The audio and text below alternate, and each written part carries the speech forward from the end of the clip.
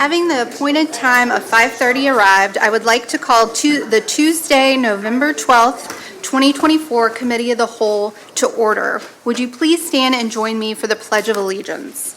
I pledge allegiance to the flag of the United States of America and to the republic for which it stands, one nation, under God, indivisible, with liberty and justice for all.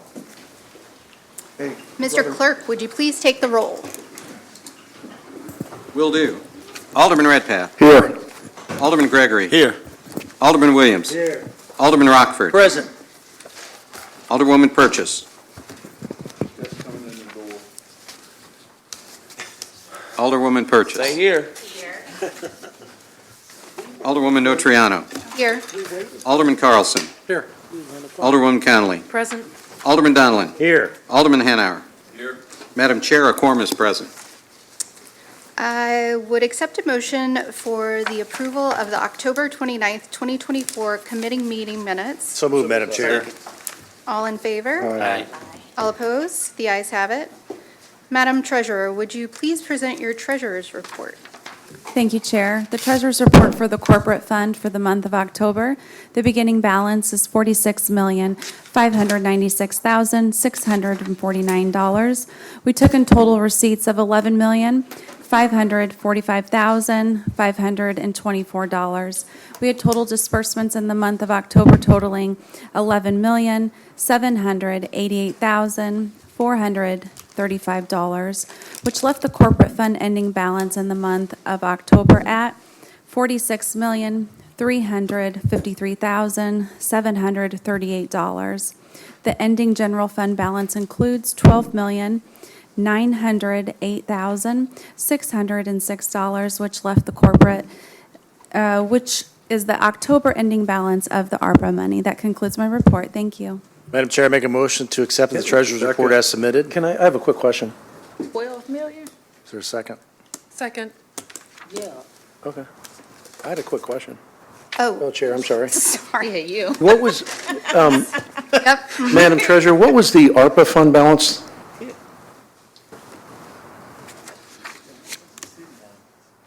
The ARPA fund ending balance in the month of October, $12,098,606. That's it. Thank you. Okay, thank you. All those in favor of accepting the treasurer's report? Aye. Any opposed? The ayes have it. And we do have a presentation today from the Springfield Lucky Horseshoes.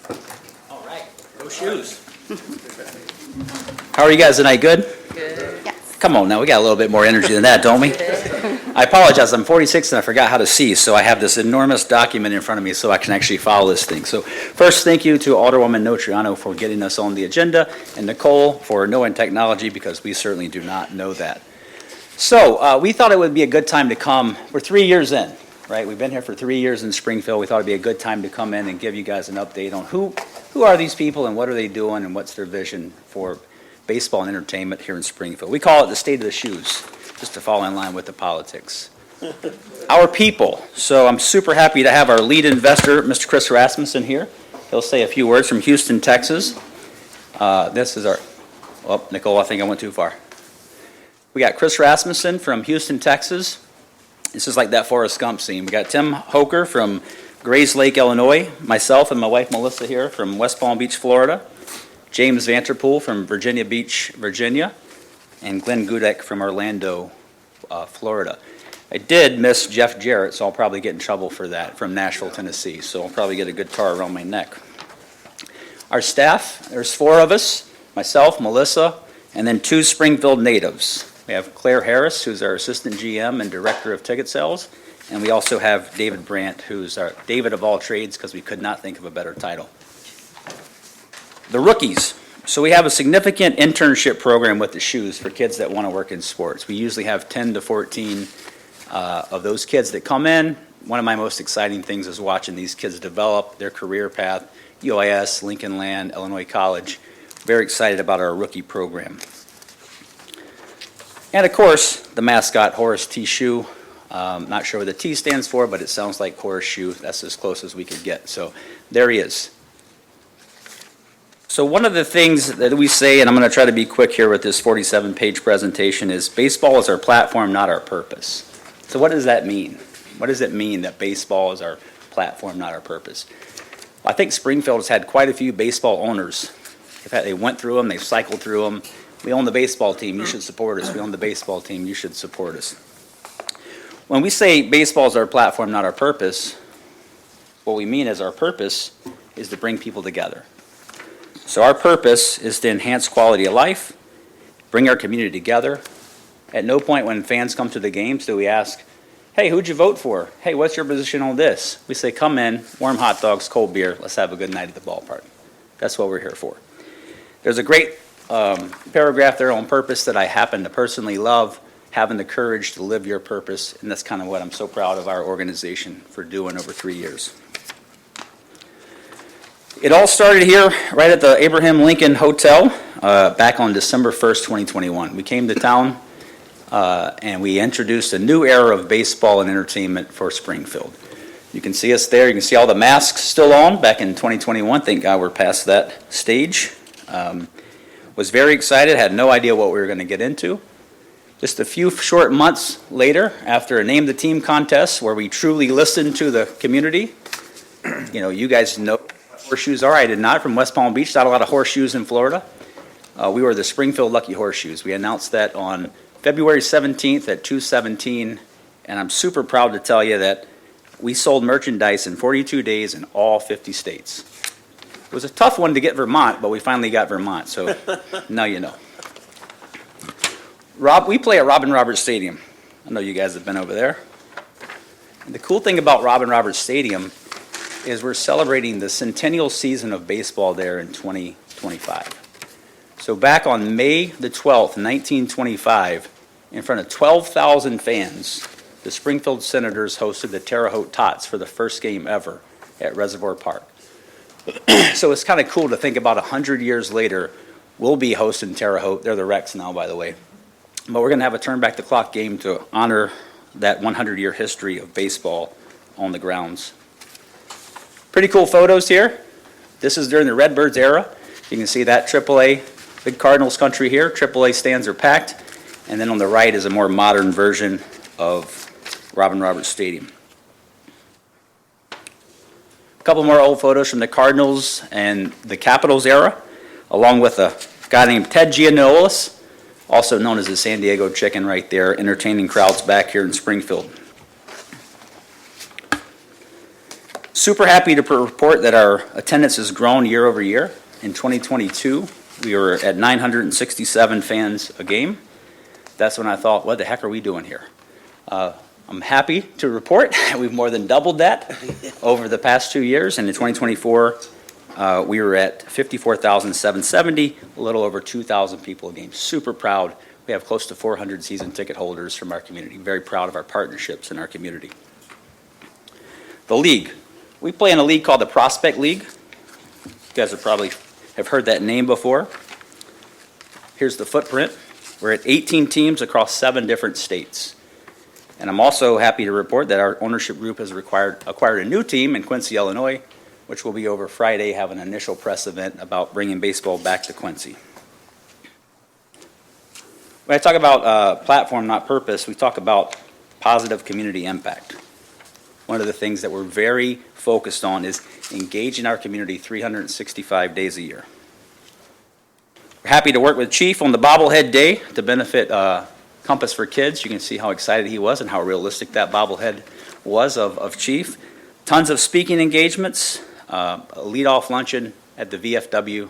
Excited to raise money for the Rotary Club that I'm in over there. My favorite image is these kids, smiles. You see that right there. That's the name of our game right there. Go Shoes. That little girl, that was at Zooly Gooly 2 years ago, and the smile on her face is exactly why we do what we do.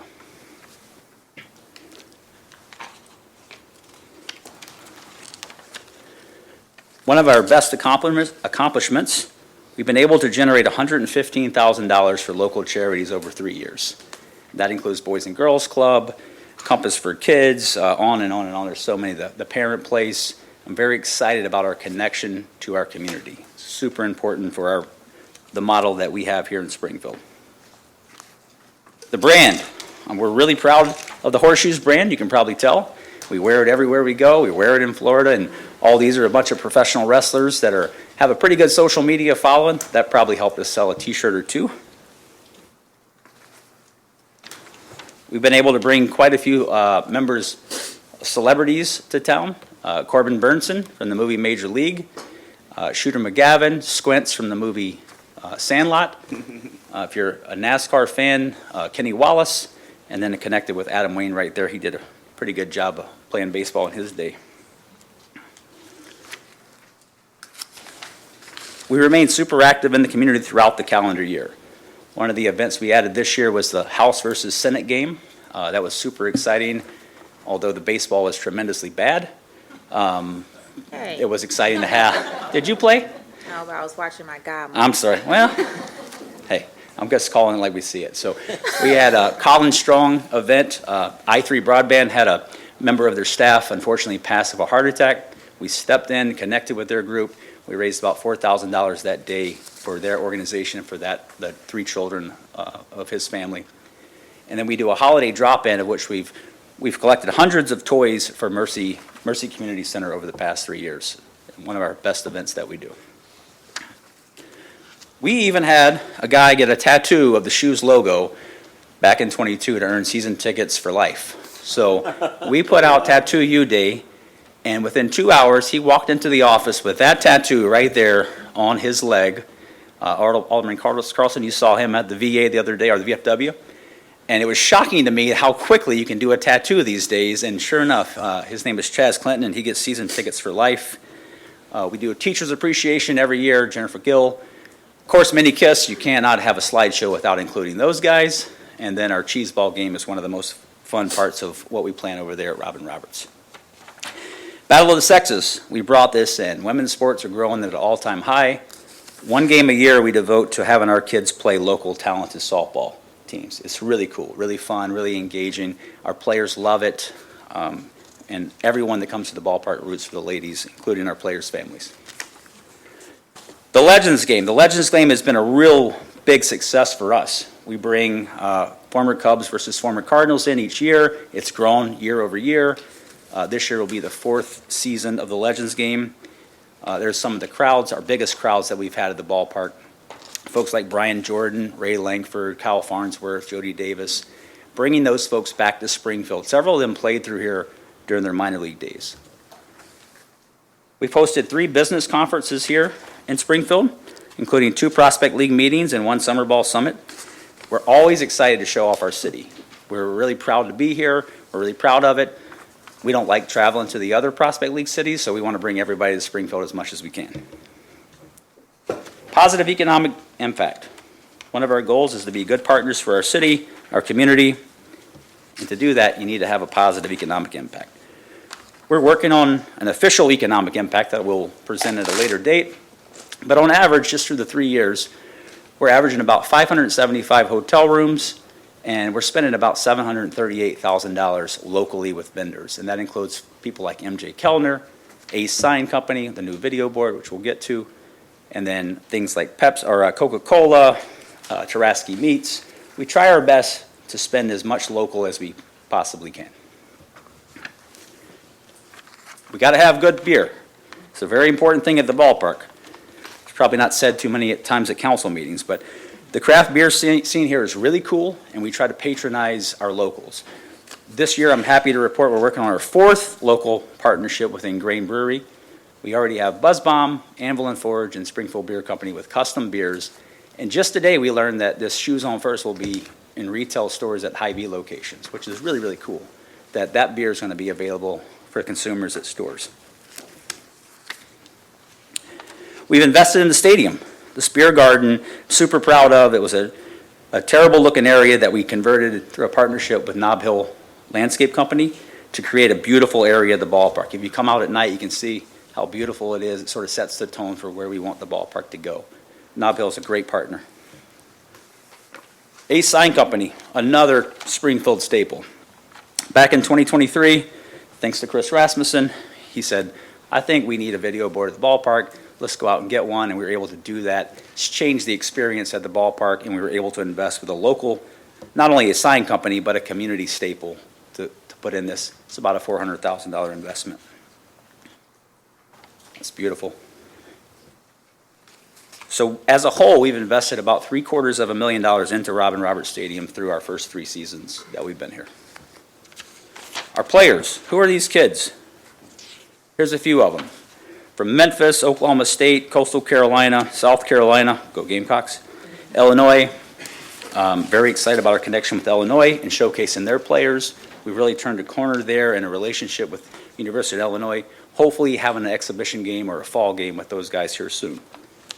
A few more, Kansas, Auburn, Will Plattners at Alabama, Williams-Era, Missouri State, Patrick Graham, Penn State. So some of the marquee universities around the country were getting the players coming to Springfield from these places. Our first draft pick, our first ever shoes player, you guys have probably heard of Sam Antonacci. He's pretty good at baseball. And fortunately for him, he got drafted by an organization that's not very good at baseball. So I expect him to be in the big leagues soon. But we had 2 kids, Sam Antonacci drafted in the 5th round by the Chicago White Sox, and Logan Tablin, who played for us, signed as a free agent with the LA Dodgers. So super exciting to see where these kids go and progress. I don't know about you guys, but I like winning. And while we've been in the playoffs 2 years out of 3, we have not won yet. So we became the first team in the country to unveil an NIL partnership for our summer college players. And what that allows the kids to do is monetize their name, image, and likeness while they're in Springfield. A lot of these kids don't come from affluent families. They're really good athletes. They need a way to pay for some dinner at night or pay their telephone bill or whatever it is. I'm really excited that we're leading the way through the Shoes Players Fund. This will transcend summer college baseball. There's probably a lot of other ownership groups that are not happy with us, but it's the right thing to do for our players, so that's why we decided to do it. This will also help us recruit the top players around the country to come play here in Springfield. We've won some awards. We were in the playoffs 2 years out of 3. We were voted Best Ballpark. I think that was a logo vote, but we were nonetheless voted Best Ballpark. And then our team was awarded Executive Staff of the Year for 2023. Very proud of our team. Our players sign autographs every single Sunday, signature Sundays. They sit there for an hour, hour and a half. Look at those kids' faces. That is the why. That's the why we do what we do. All those kids in line, for them, they might as well be in front of the Cardinals or the Cubs or even maybe the White Sox. Beautiful day at the ballpark, autograph Sundays, one of my favorite times each summer. This young man is named Lucas Otto. So on June 30th, 2022, about the worst day in the history of my baseball career and then of the Shoes, we learned that Lucas was tragically killed in a car accident on the way home from a game. So immediately we connected with his family. Timmy's Tours donated a bus, took our whole staff over and players to the services. But we thought we need to do something about this. We need to be more involved with his family. He was the last time he ever played baseball was in a Horseshoes uniform. So we got to work. In 2023, we dedicated the Lucas Otto Players Lounge in his name and his honor.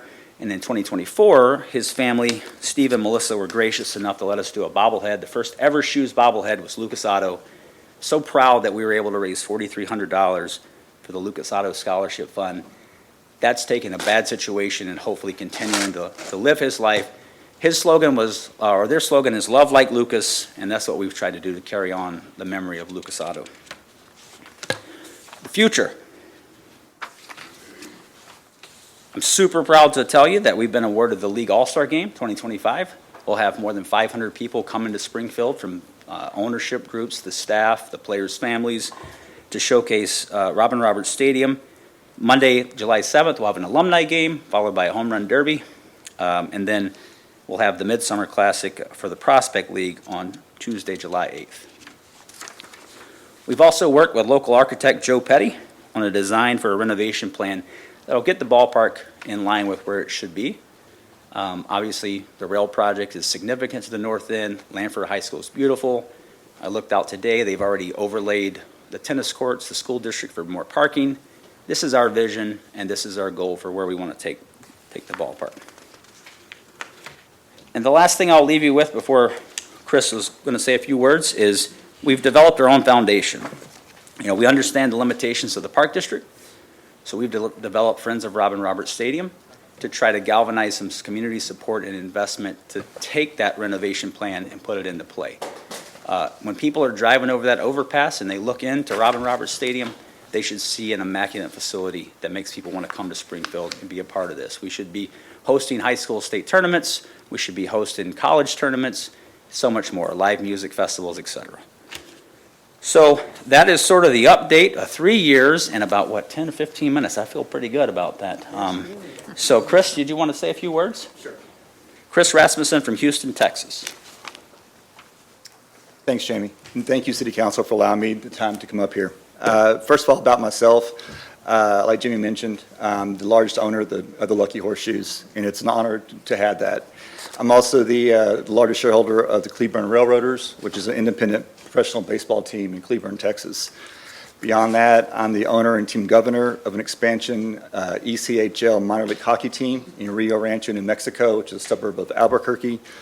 The third largest equity owner of the Lake County Captains, which is the single A affiliate of the Cleveland Guardians, as well as a small minority owner in 4 other minor league teams. Traditionally, by background, I'm an accountant, finance person in oil and gas. Luckily, I've been able to retire from that, and I now spend my time in sports and real estate. And with that, I am a consultant for Rev Entertainment, which is the entertainment and sports management arm of the Texas Rangers.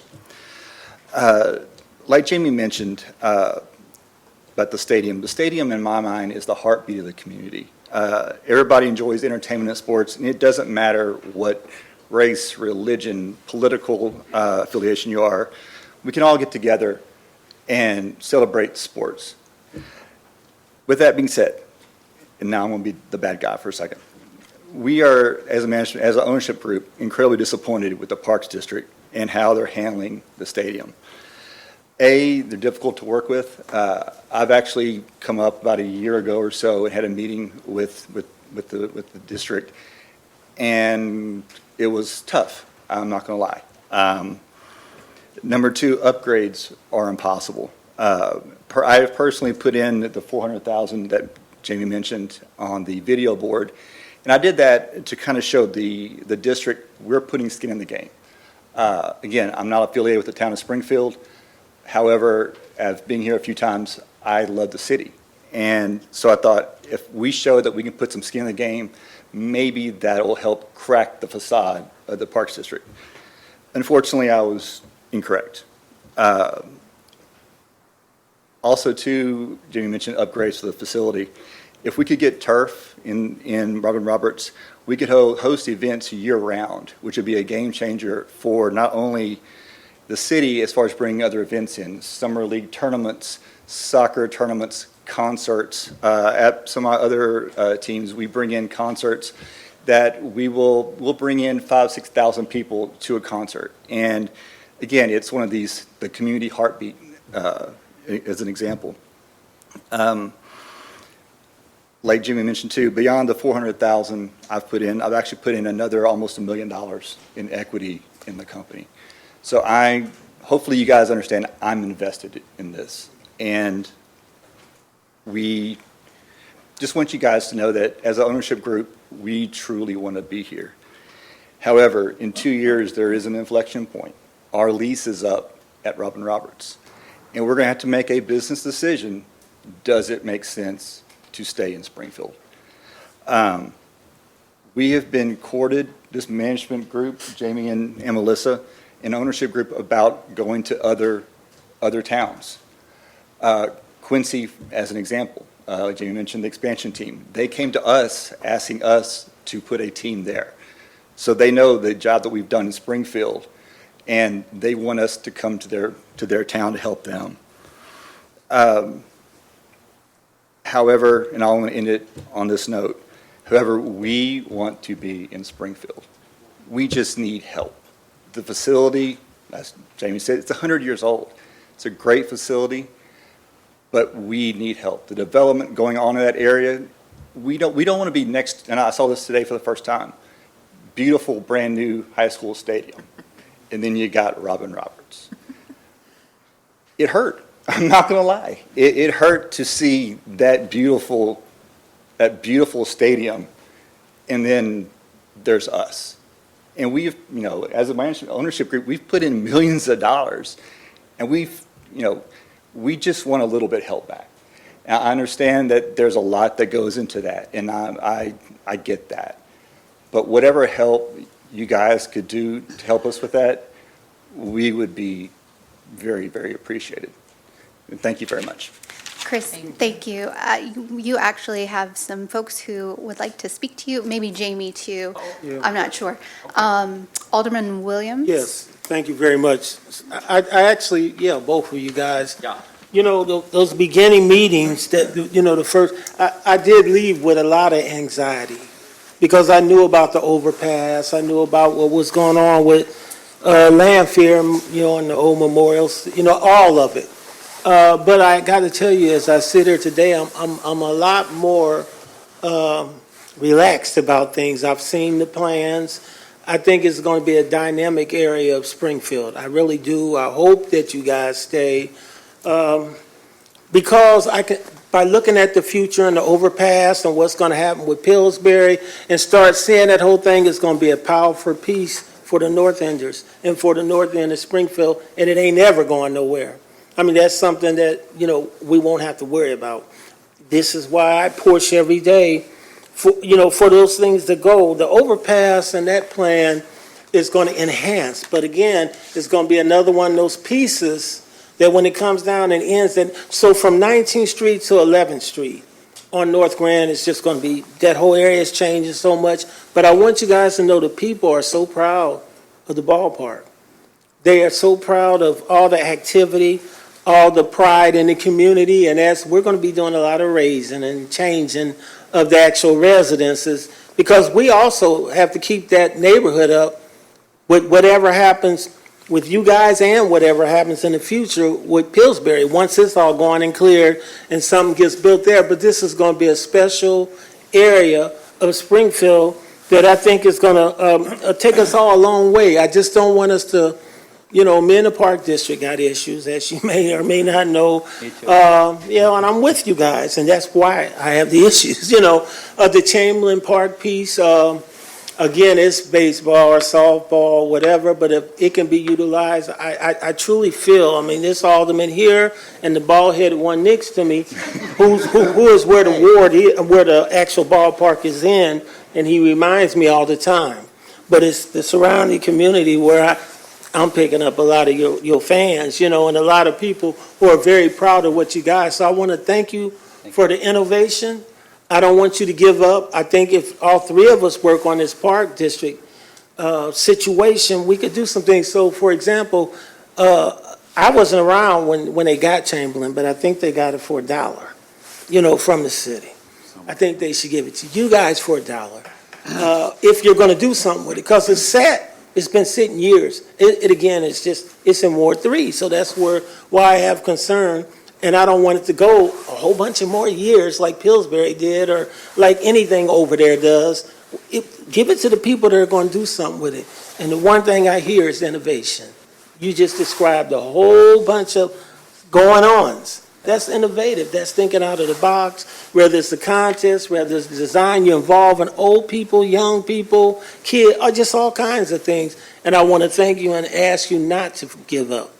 And when your alderman can't get it done, just come and see this alderman, because it's a big impact. And I think things are looking bright. We're going to try to help you.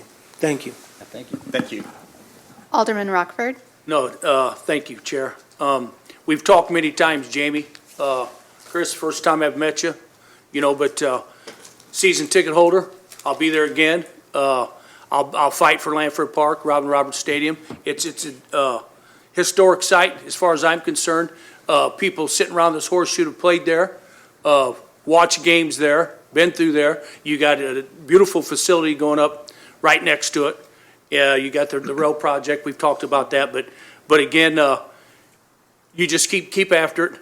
Hopefully the chips fall where they may, and good things will happen.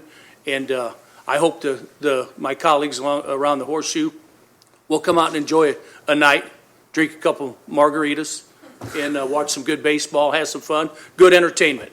So keep up the good work. I'm on your side, you know that. So, We appreciate that. Thank you. thank you. Thank you. Alderman, Chair. you're welcome. Alderman Gregory? Thank you.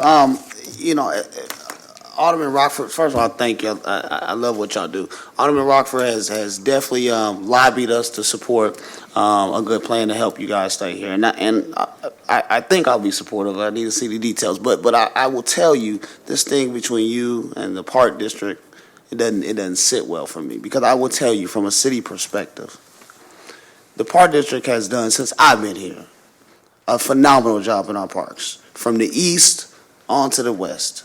And there's just been some miscommunication between you two. But I don't like to see that. I don't think that's how we move forward, right? Yeah.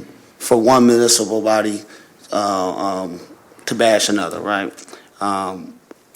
I'm not a municipal body. I hear you. I'm talking about us, Yeah, right? So I value your opinion. I get your opinion. But the Park District for here in this city, they have made some tremendous strides. I've seen them work very, very hard to put things in parks for children. Like I say, from the east to the west, and I salute them. I compliment them on that. The ballpark that Alderman Williams is talking about, we've took a swing at that many times to try to get something done, along with the Park District, even before Alderman Williams was here. So that it does be on their mind. The things that they're lacking do be on their mind. They go to the state. I think they've gotten 3 or 4 $400,000 grants based off what people in this city want to see in their parks. There's a lot of things, TIFs, all types of things that were created that slow some of that down for the Park District. But I will say, so I'm a big supporter of the Park District. I hope you guys can have more meaningful conversations, because for this to even work, right, the Park District has to say, yeah, we'll make this deal, come to the city, and we'll do whatever we're going to do, right? So let's for me, I want to try to bridge that gap. I'm a big fan of theirs. Even in disagreements, even in when things don't go the way that I want to see them, I'm going to be supportive of trying to keep you guys here and do everything that we can do. But I want to see us, try to work with the Park District and move forward. Trust me. They don't want to waste anybody's time or money either. So that's my spiel on that. And finally, if we can ever get the county to accept our challenge for a softball game, I'd love to have it. Oh, I heard that's coming back. Yeah, I hope so. They don't want to play us. They don't want to play us, but we hope we can host it at the Horseshoe Stadium. We will, but you're going to need to sign some waivers, because we saw this House versus Senate people did. So. We're a lot better. We would love to bring the city-county game back. I want to tell you, we've put our money where our mouth is with the ballpark. And with all due respect to the Park District, 20-plus years of having the ballpark, they've applied for 0 grants for Robin Roberts Stadium. If you drive by Chamberlain Park, we should all be embarrassed about what's there. So while you mentioned some significant progress at other areas of town, those 2 properties have been neglected. That's it. I do believe there's a path forward. I believe there's cooler heads will prevail. We have an ownership group. They know, because I love Springfield. I love it. It's in our DNA. I mean, we love being here. We love being active in this community. The best people on the planet are right here. And seeing those people come to those games, it's awesome. And that's what we're here for. We're not giving up. We're going to keep moving forward and do fun things at the ballpark. This next year is going to be super fun to celebrate 100 seasons. Not many communities around the country can celebrate 100 seasons at a ballpark. It's super cool. All right, I appreciate you. I just wanted to share that with you. Thank you, my friend. Alderman Carlson? Yeah, I would concur with what Alderman Rockford had to say. Personally, I've been to a number of events. Obviously, even through the season, and not in the season, we've had a number of things. And to me, it's a quality of life issue. And to me, I have not seen any ownership group over the years as committed, Jamie, and I'll throw Melissa in there as well. You guys are a team and at everything together, but really as committed to the community outside of the baseball. That's the whole thing. And I think, the Park District is spread thin. We're spread thin, but as we've talked, I think hopefully there's a path forward. I think there is a path forward, and I'm just keep plugging away at it, because I'm not gonna give up either. Like Alderman Rockford. So, thank you. Appreciate that. Thank you. Yeah, and I'll just end by saying thank you so much for this wonderful and informative presentation and for our little gifts that we got. Hopefully, we can accept them. Okay, we got the green light. Oh, is there above the threshold? I'm sorry, I didn't. They're stadium replicas. I thought it was appropriate, the 100 years of the stadium. Oh, yeah. so. Maybe I should take it out, or somebody should take it out. It's nice. Oh, okay. Yeah, and Alderman Rockford. Yeah, off the subject, Alderman Hanauer, he's got a freshman son that does play for Joliet Catholic, and he is going to be one of those guys. He is going to be one of those big guys. Yeah. Thank you. They That put was a it tough to one on us. Saturday, but. They put it to us. Yeah. Oh, Well, we- wow. Yeah, that's awesome. Wow, that is really cool. All good? Very cool, very cool. Well, yeah, hopefully, we, oh, another one? Alderman Redpath. Chairman, I've been texted that Channel 18's not working. Okay, Yeah, we've alerted Okay, Sound was off audiovisual. first. okay, get it? okay. Okay, thanks. Thank you, Alderman. Okay, yeah, so hopefully we can figure something out and keep you guys around. Appreciate your investment in the community and, yeah. Thank you so much. Thank You're welcome. Appreciate it. Thank you. Thank you, Jamie. Okay. Nice presentation. All right, next we have ordinances tabled or remaining in committee. Mr. Clerk, could you please read those ordinances? 2024-178, 2024-239, 2024-333. Madam Chair, I'd like to bring 2024-178 out for the consent agenda consideration. Second. All those in favor? Aye. Any opposed? The ayes have it. I think Alderwoman Purchase. I pressed the button. Alderwoman Purchase. Madam Chair, I would like to bring 2024-333 out of this area for a table consideration. You say 333? Yes. You got the wrong number. Oh, I'm sorry. You right. No, I'm sorry. He already brought it out. It was 178. 178. Okay. I just raised my hand, that's all. Okay, gotcha. So we're just bringing out 2024-178. Sing it. And I bet and that everyone, Oh, well. okay. Look, All everybody right. laughing at that one. Okay. Okay, we will move. Gregory a heart attack on that. Right, that's what Roy said. He said, scared me with that one. Okay, so we're going to move 2024-178 for committee consideration. Mr. Clerk, could you please read the ordinance? Sure.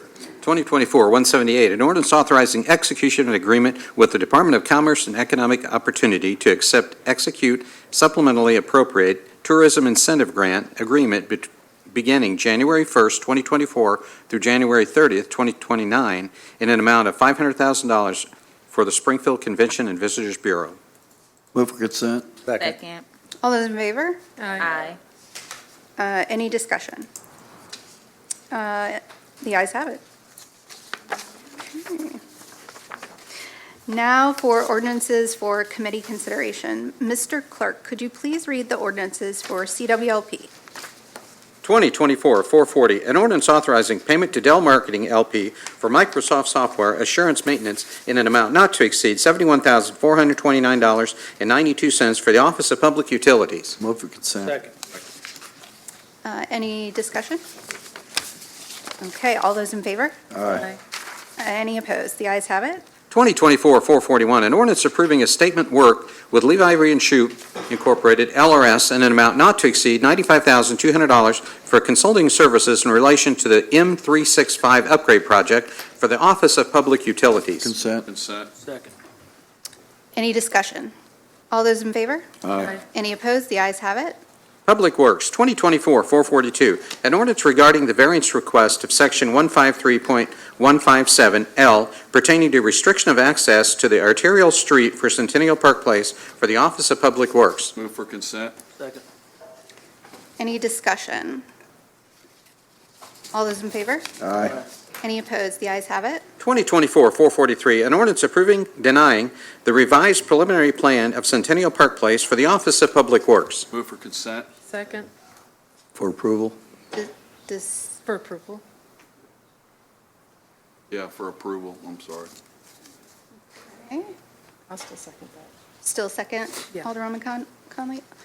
Okay, any discussion? No discussion. All those in favor? Aye. Any opposed? The ayes have it. 2024-444, an ordinance authorizing the purchase of real estate by the City of Springfield from JJ9 Properties LLC in an amount not to exceed $2,000 for the Office of Public Works. Move for consent. Any discussion? All those in favor? Aye. Any opposed? The ayes have it. 2024-445, an ordinance authorizing the purchase of real estate located by the City of Springfield from Brent A. Brockman and Terry A. Zucksworth in an amount not to exceed $30,000 and disposal of 9,108.04 square feet access right-of-way at 1613 and 1623 North 11th Street for the Office of Public Works. Motion for consent. Second. Any discussion? All those in favor? Aye. Any opposed? The ayes have it. 2024-446, an ordinance authorizing the purchase of rock salt from Compass Minerals in amount not to exceed $343,920 under State Contract 24-416 CMS-BOSS 4-P-71009 for the Office of Public Works. Move for consent. Second. Any discussion? I actually have some discussion on this. Hopefully you don't have to use it. Director Fuchs?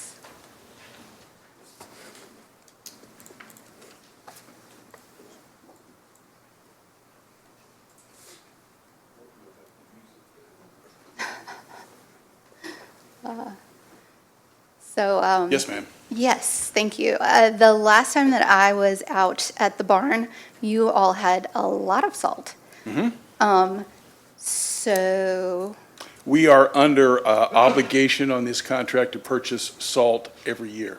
We are purchasing 4,000 tons of salt right now.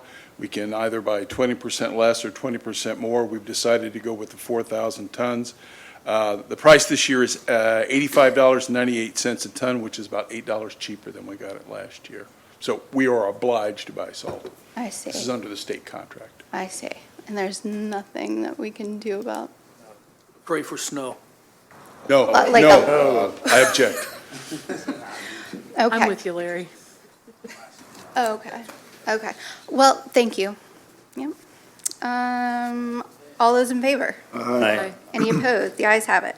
2024-447, an ordinance authorizing acceptance and execution of DCEO grant number 24-203403 from State of Illinois Department of Commerce and Economic Opportunity in an amount of $345,000 to be used for the expansion of Cokie Mill Road from Washington Street to Old Jacksonville Road and connection to the Sangamon County Trail, and authorizing a supplemental appropriation in the amount of $345,000 for the Office of Public Works. Move to consent.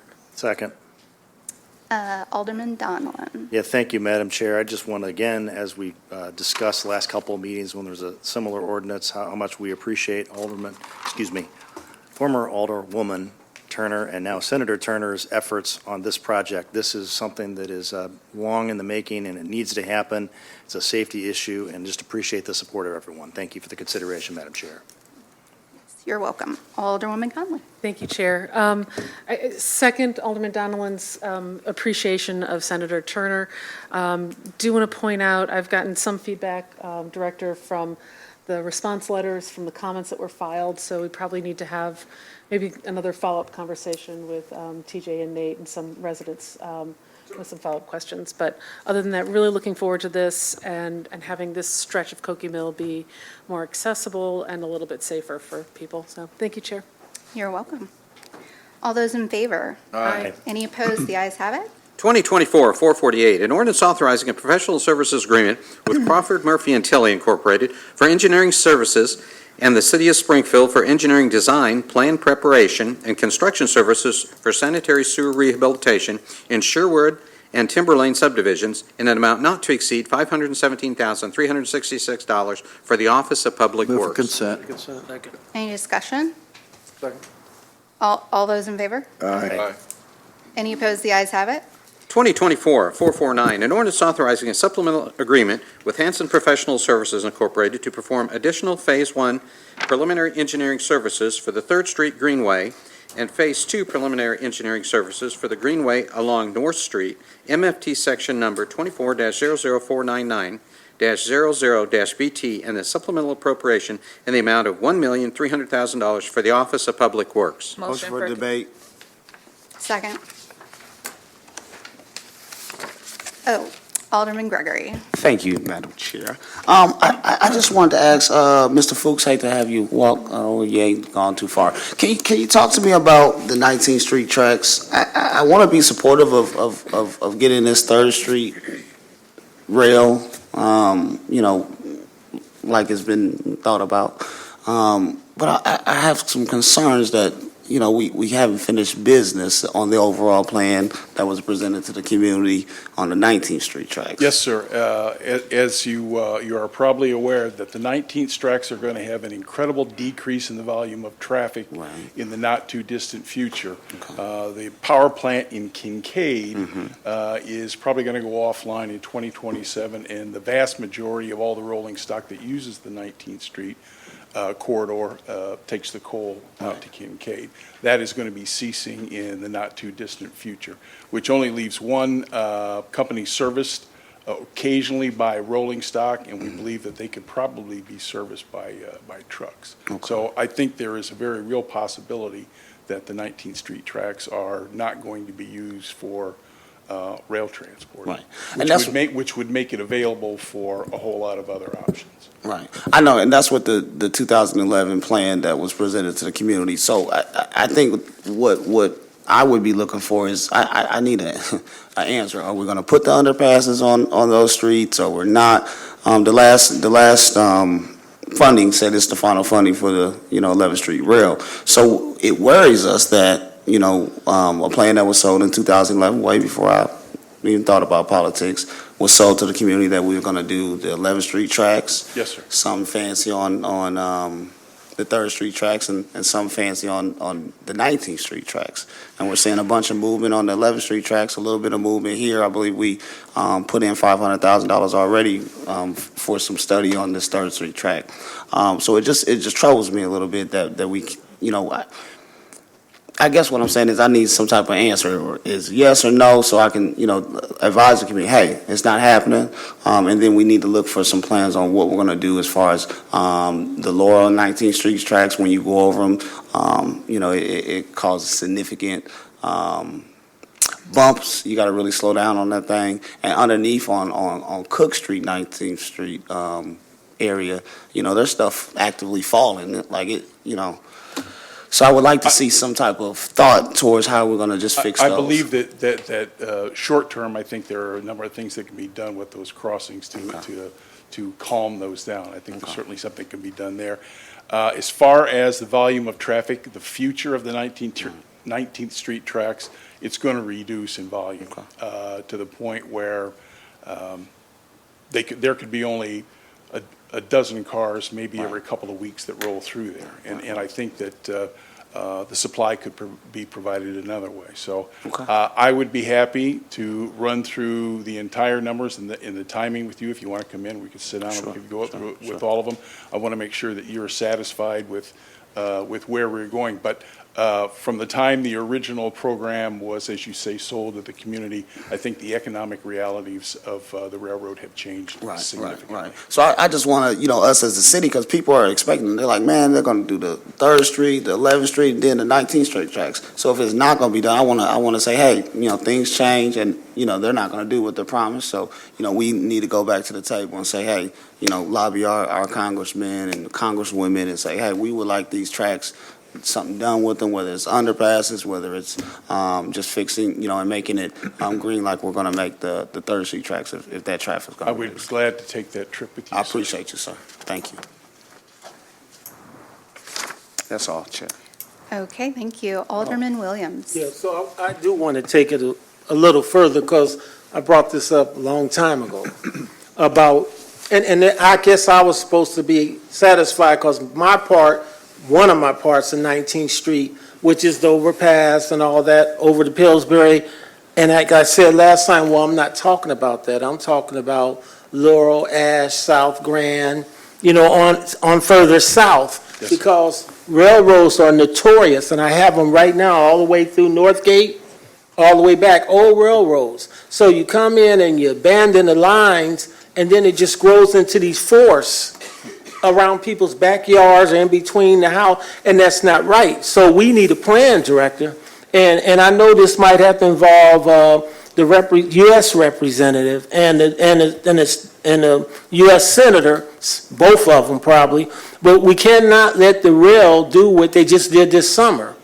It was horrible.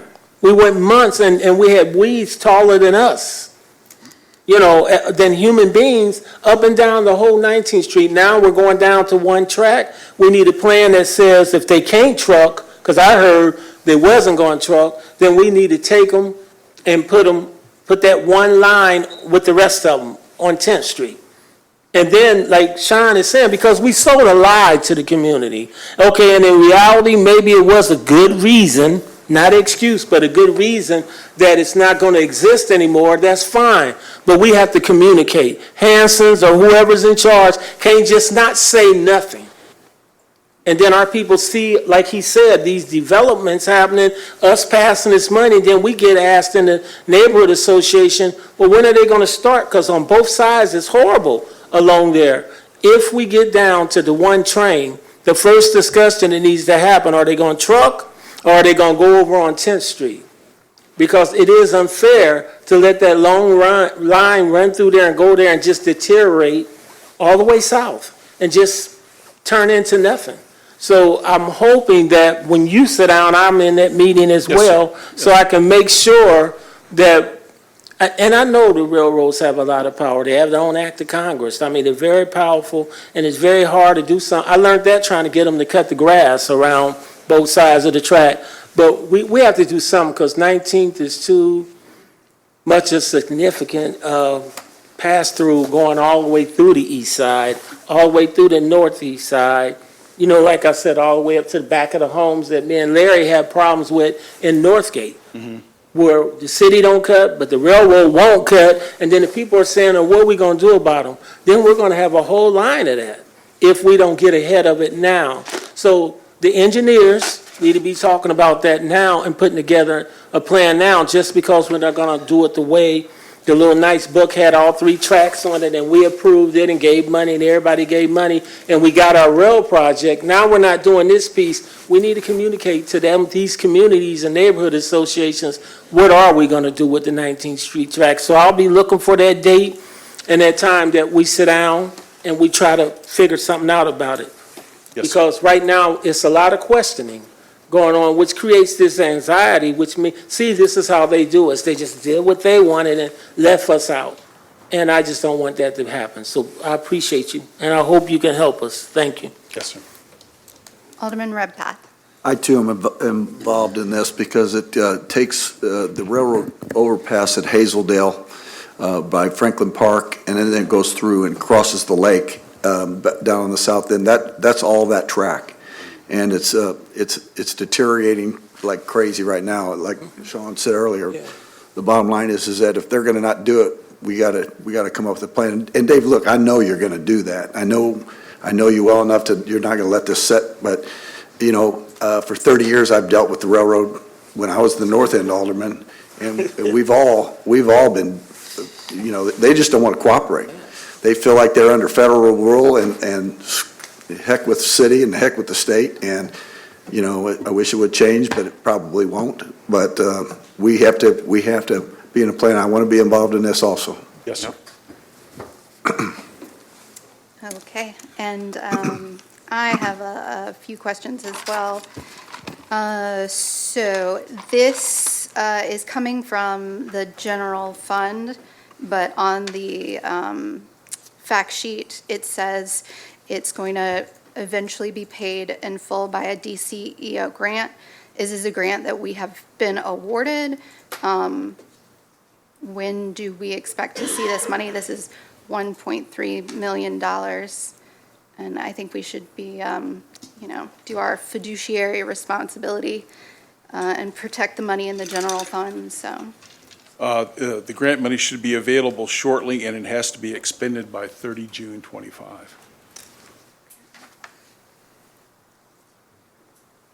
Okay, so you have a grant number then? I don't have it with me. I assume someone does. Okay. Hopefully I'll get a response to my email. And so would you happen to know why we're doing this as a change order instead of a new contract? Seems like a pretty big, it's a lot of money. So I was just wondering. Yes, it is. Well, as you know, Hanson Engineering has been working on Phase 1 of the Greenway, the 3rd Street tracks. That's primarily environmental work. This is actually engineering design for either end. These are properties that are contiguous to the end of the 10th Street tracks, but not directly involved in them right now. Mr. Mendenhall from Hanson Engineering is here. If you have very specific questions, I'm sure he would be willing to help us. Sure, that'd be great.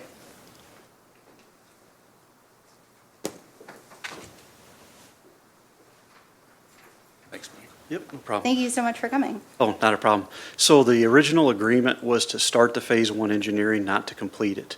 So what the grant does, that allows the continuation and completion of the overall Phase 1 engineering that's environmental and planning. So that is why it is a supplement. Okay. So it's to continue basically the same work to finish it out. Okay, so this $1.3 million is going to take us all the way through construction? That'll take you all the way through the planning and Phase 1 environmental portion of it. Then there is additional Phase 2 design that you develop contract documents for. This will be part of that at the southern end along North Street, but then there will be additional Phase 2 engineering that will be required along the rest of the corridor. Okay, and so when are we going to see that? So are you expecting construction to begin on Phase 1 before Phase 2? So the portion along North Street, once the design plans are complete, and we're shooting for June 30th, that's when the funding is out, over with. That is when, at that point, we can start looking for additional construction funding to be able to begin construction along North Street. That can go along while construction of the rail corridor is being completed. And the rail corridor, the rest of the project, essentially, the rail corridor is going to be completed in 27, just the 10th Street portion in mid-27. That is when, if there is indeed additional construction funding that we can get, is when the rest of the corridor could go to construction. Okay. In 27. Okay, and I assume it's too early for you to have any ideas about how much construction is going to cost us? Ballpark in the area, we did a study, feasibility study back in I think it was in 22 we completed it. It was about 65 million in current dollars. By the end of the overall project, probably when we're talking construction goes into 2027, starts then, it'll probably be done around 2030. Probably talking close to roughly, I'm going to say 90 million for construction of the overall 3rd Street corridor. Okay. And so what will we be getting for this? So it says Greenway, and I Yes. know there's been talk about a bike path, a linear park. It's all comprehensive, basically the exact same.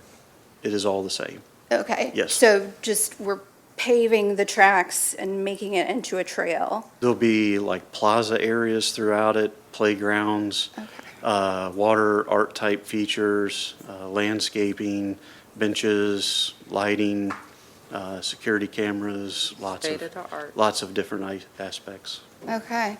Yeah, that sounds wonderful. I'm just thinking about budget, and I would just like to say to my colleagues, this might be biting off a little bit more than we can chew, and it seems that if we wanted to do this in terms of like building the trail and then building out all the amenities when money is available and flowing freely, that would seem to be a better idea. Do you know if we are going to get grant money for the plaza and all those things? So as part of the Phase 1 that we're doing with the supplement, we're going to be developing a financial plan to basically schedule out and program out the different pieces, when they should go to construction, how much they would be. And yes, you're correct, you're not going to get $90 million all at once. It'll be broken into phases similar to the rail project. So we'll develop that during the Phase 1 and be able to go through that process and get everything kind of figured out and figure out which grants that would be applicable that the city should probably apply for as well. Okay, so you would anticipate that this would be grant funded? That is part of it, and part of it may be through state as well. Okay. Yes. Okay. Okay, great. And another thing, I was getting in the weeds and looking at your subcontractor scope and your scope, and I saw a lot of overlap. So I was just wondering if you could clarify Hanson's role as opposed to RDG. Yeah, RDG's role, it is defined within the scope with specific notes of RDG next to the items that they are doing. RDG's, their main aspect is the overall kind of planning. They're urban-type planners, landscaped architects. They're going to be kind of coming up with the overall concept and theme. And then as far as plans go, they are going to prepare plans, but it's going to be more for the aesthetic-type features, in addition to lighting, where Hanson will be doing a lot of the, like the path portion, some of the roadways that are on it, grading, drainage type work, figuring out utility conflicts, stuff like that. Okay, all right. Gotcha. That makes sense. And so I noticed that this doesn't contain land acquisition. Do we have any idea about the cost of land acquisition? We've got to go through the Phase 1 process to figure out what exactly is going to transpire along the corridor to get a handle on the land acquisition, and you can't begin land acquisition until the Phase 1 environmental planning is done. Surely, but So- do we have any idea about what, we're purchasing this from the railroad? So as far as the property goes, as part of the rail project, there is going to be an exchange of property between the UP and city. There's a draft agreement out there for that, and the intent of that was to, there's been property purchased along 10th Street for the UP that the city owns. That would be transferred to the UP, and then the UP would transfer their portion of the property along 3rd Street to the city. Okay, and those transfers would have a cost associated with them or would not? The overall draft agreement is an even exchange. Okay, fabulous. That is a mark in the plus column then. And then last question, was this budgeted? I didn't notice on the fact sheet whether or not this 1.3 million. Since it will be grant funded, I can't vouch for the city's aspect, but I would assume that it was not budgeted since the funding is coming through the grant, and the Okay. city will be fully reimbursed for it. Okay, But that's really a question for the city. sure, that I don't absolutely. know. Sorry, didn't mean to ask that at you. Yeah. Yeah. Director Fuchs? I would do you- concur with Mr. Mendenhall's statement. So not budgeted? That is my understanding. Okay, and so, To add to that, the original agreement was budgeted for the city, and Sure. that was the $250,000. sure, okay. All right, so this is the first time we're seeing this ask for 1.3. Yeah, okay, great. Well, thank you so much for answering my questions. Sure. We have more questions. Alderwoman Purchase. Mine's is not a question. First, I just would like to thank you for coming to my neighborhood association meeting because you answered a lot of these questions that Alderwoman Nutriano is asking and just went through the overall project. But as we hit benchmarks, what you're saying between 65 and 90 million, will we be able to get updates during that time? So when we are being, when we are looking at these items, we're able to see what's going on. Yes, definitely. Okay, and I think that would just be good, and it would eliminate also a lot of questions or follow-ups when we're able to like read and see where you guys are hitting your marks at. Yeah, So definitely. I'm looking forward to this state-of-the-art look, though, just to let you It'll know. be great. We intend to have a steering committee for 3rd Street, similar to what we did for the rail project, where we have the local agencies, IDOT, and other entities that are involved with it, where we can inform them on a monthly or bi-monthly basis of the Okay. overall project.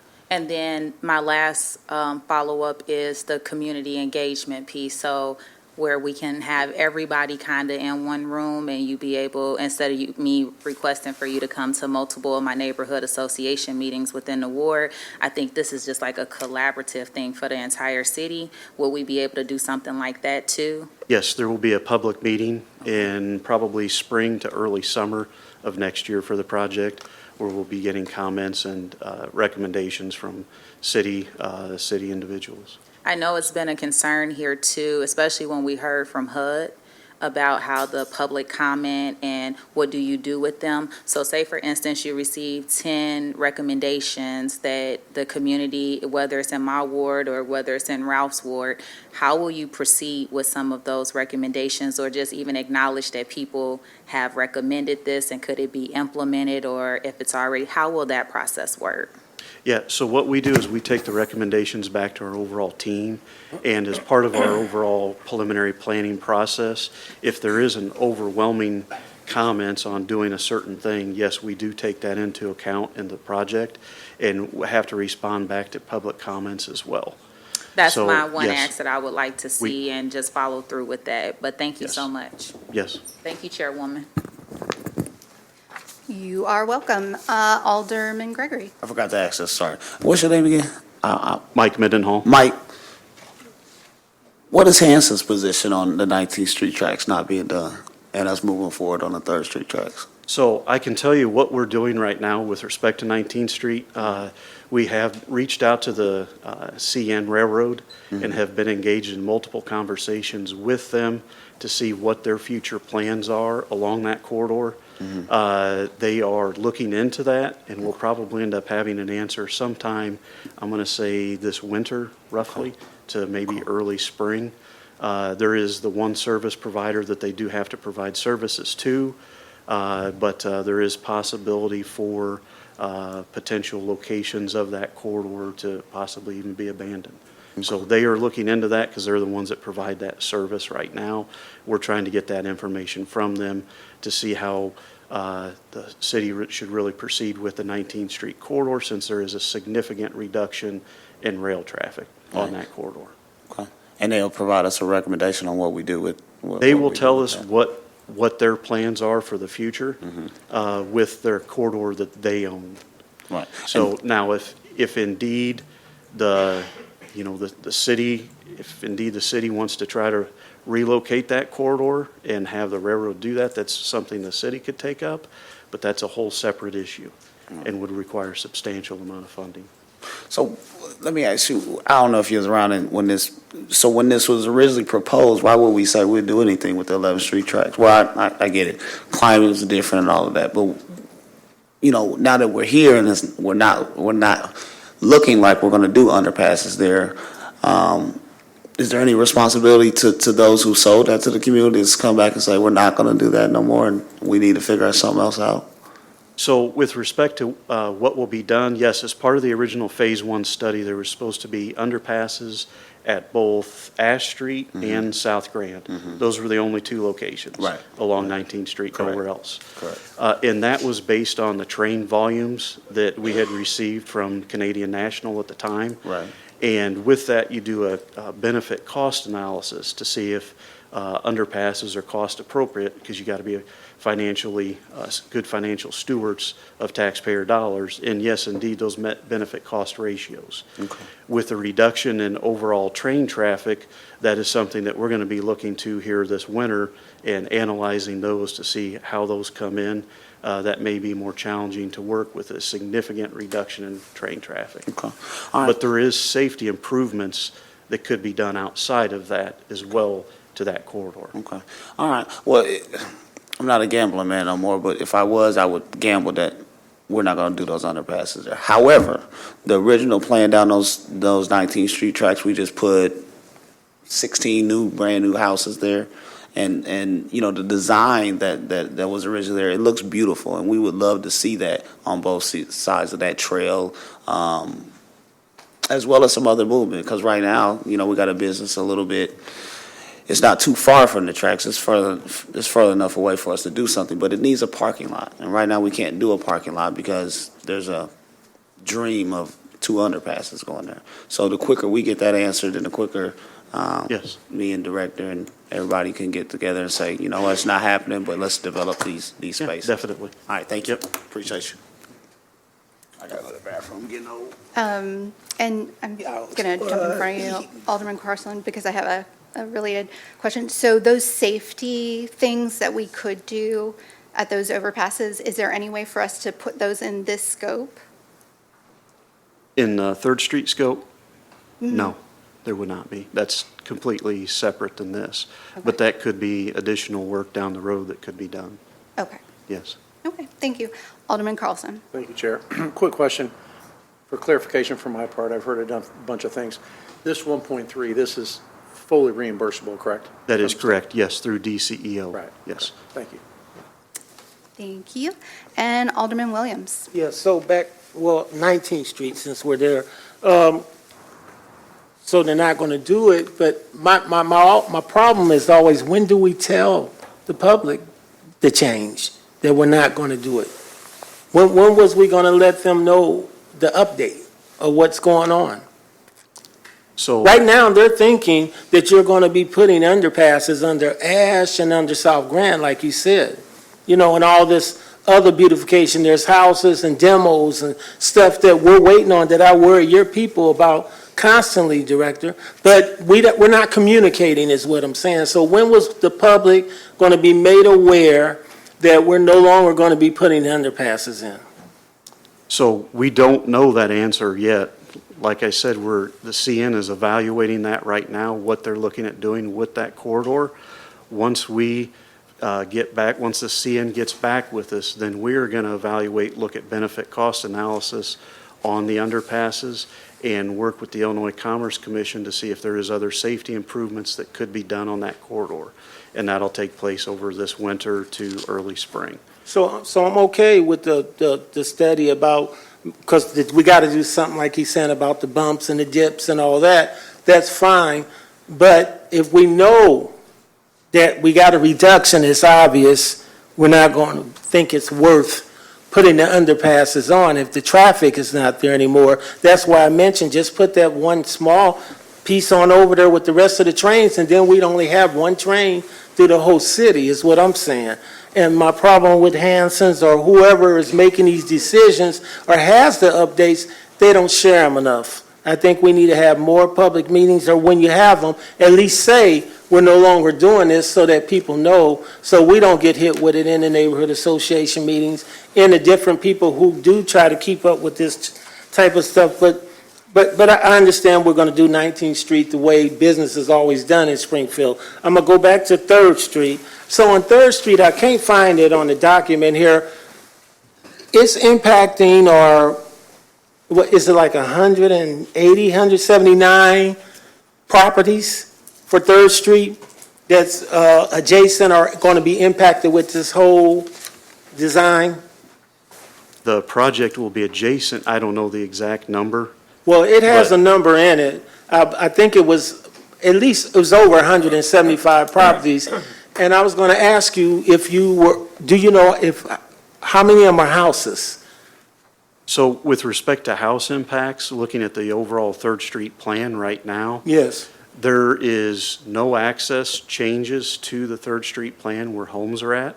So there will be roads put in that will provide that access with the overall corridor, basically the linear park, multi-use trail inside some of those roads to provide access to all the garages and everything. That is the current plan. I'm not aware of this 170. Well, yeah, well, it's got in there 179 architectural impacted properties or some kind of wording like that. So you're not aware of anything about 179 properties? Yeah, not to homes, no.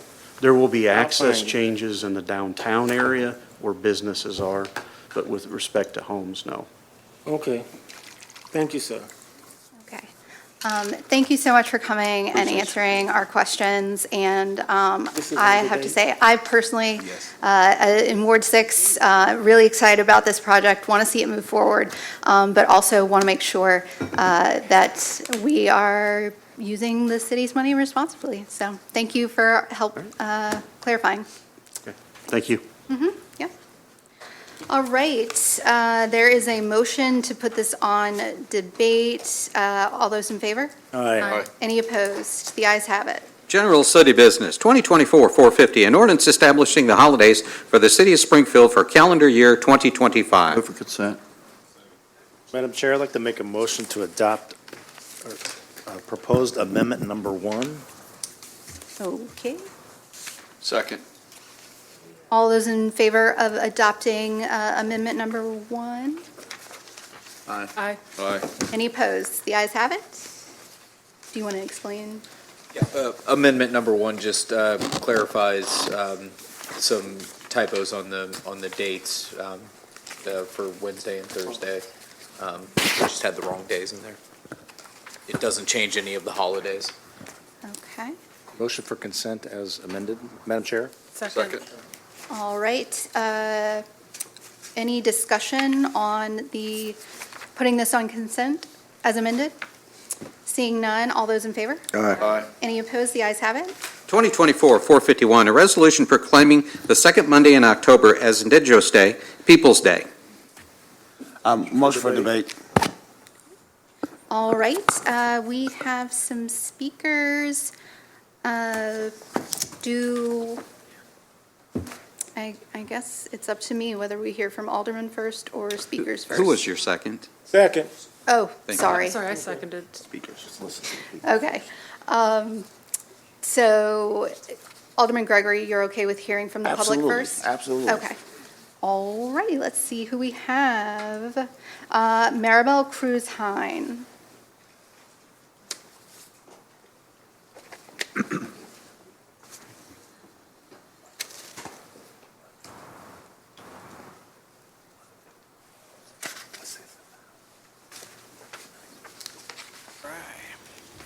You guys miss me? I missed you. All right. I have excerpts from the National Museum of African American History, Culture, and Smithsonian that I want to share with you guys. The world got along without race for the overwhelming majority of its history. The U.S. has never been without it. David R. Roediger. Historical foundations of race. Race is a human-invented shorthand term used to describe and categorize people into various social groups based on the characteristics like skin color, physical features, and genetic heredity. Race will not be a valid biological concept. It's a real social construction that gives and denies benefits and privileges. American society developed the notion of race early in its formation to justify the new economic system of capitalism, which depended on the institution of forced labor, especially the enslavement of African and indigenous American peoples. To more accurately understand how race and its counterpart racism are woven in the very fabric of American society, we must explore the history of how race, white privilege, anti-blackness, and anti-immigrant came to be. The invention of race is a concept of the concept of race as we understand it today evolved alongside the formation of the United States and was deeply connected with the evolution of two other terms, white and slave. The words race, white, and slave were only used by the Europeans in the 15th century. They brought these words with them to North America. However, the words did not have the meanings that they have today. Instead, that it needs developing American society would transform these words' meanings into new ideas. Another thing that they had is whiteness. Whiteness and white racialized identity refer to the way that white people, their customs, culture, and beliefs operates as a standard by which all other groups are compared. Whiteness is also the core of understanding race in America. Whiteness and the normalization of white racial identity throughout America's history have created a culture where non-white persons are seen as inferior or abnormal. Persons who identify as white rarely have to think about their racial identity because they live within a culture where whiteness has been normalized. This is from the Merriam-Webster Dictionary. Indigenous, what does that mean? Of relating to or descending from the earliest known inhabitants of a place, and especially of a place that was colonized. Indigenous peoples' cultures, the term indigenous derives from the Latin word indigena, meaning sprung from the land, or native. It was first used in English early 17th century to refer to individuals or groups who originated from a particular region or territory. Why am I talking about this? There is no country named white. Where do your ancestors come from? To what land or people did they originate from? Where are they indigenous from? Why create race? The oppressors, colonizers want us distracted and divided while they benefit from our pain that is part of capitalism. The more we find what we have in common, we break down those barriers of fear, ego, and beliefs that we have of one another. Today, I went to the press conference at the Capitol to end qualified immunity of the police, to stand in solidarity with several families affected by the very system I just talked about. We are all intertwined. Do you guys want to guess how many people it takes to create you? For you to be born today from 12 previous generations, you needed a total sum of 4,094 people, ancestors over the last 400 years. Think for a moment how many struggles, how many battles, how many difficulties, how many sadness, how much happiness, how many love stories, how many expressions of hope for the future did your ancestors have to undergo for you to exist at this present moment? Indigenous People Day is not just for me, but it's for you too. It's an invitation to get to know your ancestors, your history, to learn from one another, to heal and thrive in ways that we have never thought of before. And with that being said, I also would like to invite you to this symposium that I'm organizing with the Springfield Families for Ceasefires, which is various organizations that have been coming here to talk that are going to attend. And I guess that's all I have. Much love, liberation, and free Palestine. So I'm going to share this with you guys. Thank you. Next speaker is Michelle Krusheim.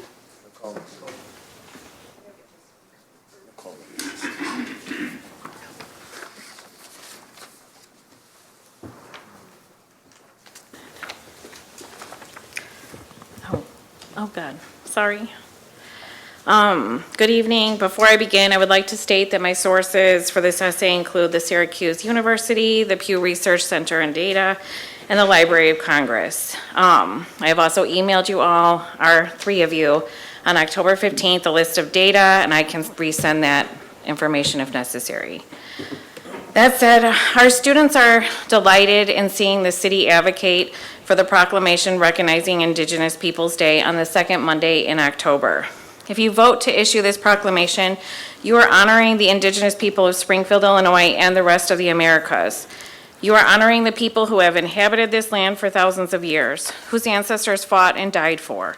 You would be recognizing those who brought forth an abundance of wealth to the present-day United States. Besides food and clothing, which without either the Europeans would not have survived. But how many people know that Thomas Jefferson used the document that means the Great Law of Peace between the 6 nations of the colonized name, the Iroquois, which their real name was the Haudenosaunee, and I'm sorry if I pronounced that wrong, to write the Constitution of the United States? In fact, it is argued that the very idea of democracy comes from Indigenous people. Part of these tribes covered the Illinois lands. In addition, this day would finally recognize the genocide to Indigenous people by European colonization. Instead of whitewashing history, it would validate and hold accountable the atrocities that the Indigenous people faced and continue to face, the violence, the massacres, the continual fight for their sovereignty and right to self-determine, and simply put, live as their authentic selves. As I mentioned when I have last spoke on behalf of this proclamation, it would end the commemorative narrative that Columbus was a hero. It would work towards upholding anti-racist values and speak to the displacement of the Indigenous people. In Springfield surrounding area, those people include, but are not limited to, the Potawatomi people, the Algonquin people, the Illinois who our state is named for, among dozens of others. It would be the start and push to change the Illinois school code that to solely recognizes Indigenous Peoples Day. This has been something Illinois Native American communities have been pushing for since 2022. Again, I repeat, by proclaiming Indigenous Peoples Day, you would celebrate Indigenous culture and Black and Brown culture, language, identity, everything that colonization took from them. The very act of being Indigenous, Black, and Brown people celebrating their culture is an act of resistance today. As I've said previously, things that white people take for granted, such as hairstyles, language, clothing, etc. By formally formally recognizing the second Monday as Indigenous Peoples' Day, you would be bringing equitable conversation into this city. You would be uplifting communities that have been silenced. You would be recognizing people who have been long ignored and forgotten. You have the opportunity to set us on a path toward healing, and you would join the list of about 219 cities that solely recognize Indigenous Peoples' Day. No matter what, this eventually will happen. Why not be the people that can say, yes, we voted to make that happen. We voted to make Springfield a better place. Thank you. Next up is Emily Anderson.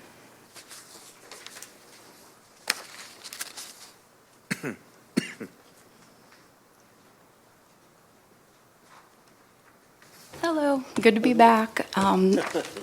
Appreciate you putting this proclamation on. Mayor Busher, it was awesome to see you at our school today, to meet our students too. I think I might let our students do the talking. 2 of them came today, so I might save what I have till next week when I come back, and then just kind of stand by their side today. So. Okay, thank you. Next up is Braden Hacker.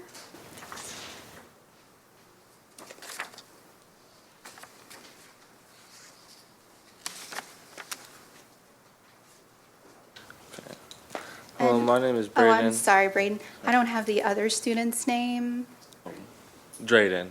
Drayden and Braden. Okay, go right ahead. Hello, my name is Braden Hacker. I'm a student at SLA. We learned the true story of Columbus, the stealing, the slavery, and the genocide, and I think we need a change for Indigenous People Day to celebrate all the wonderful things they offer, from teaching us how to farm these lands, to survive the winters, of being the inventors of basketball, the second most watched sport around the world. We need to celebrate them and the grief and losses they endured. By recognizing this, you give voice to those who have been ignored. Thank you. All right, my name is Drayden. I'm from SLA, and I came here to tell you about Indigenous Peoples Day. And I came here to talk about this because he didn't discover the United States at first. He first discovered the Bahamas on October 12, 1492. He engaged in enslavement, outright theft, and genocide on indigenous people. Consider these words from Columbus himself.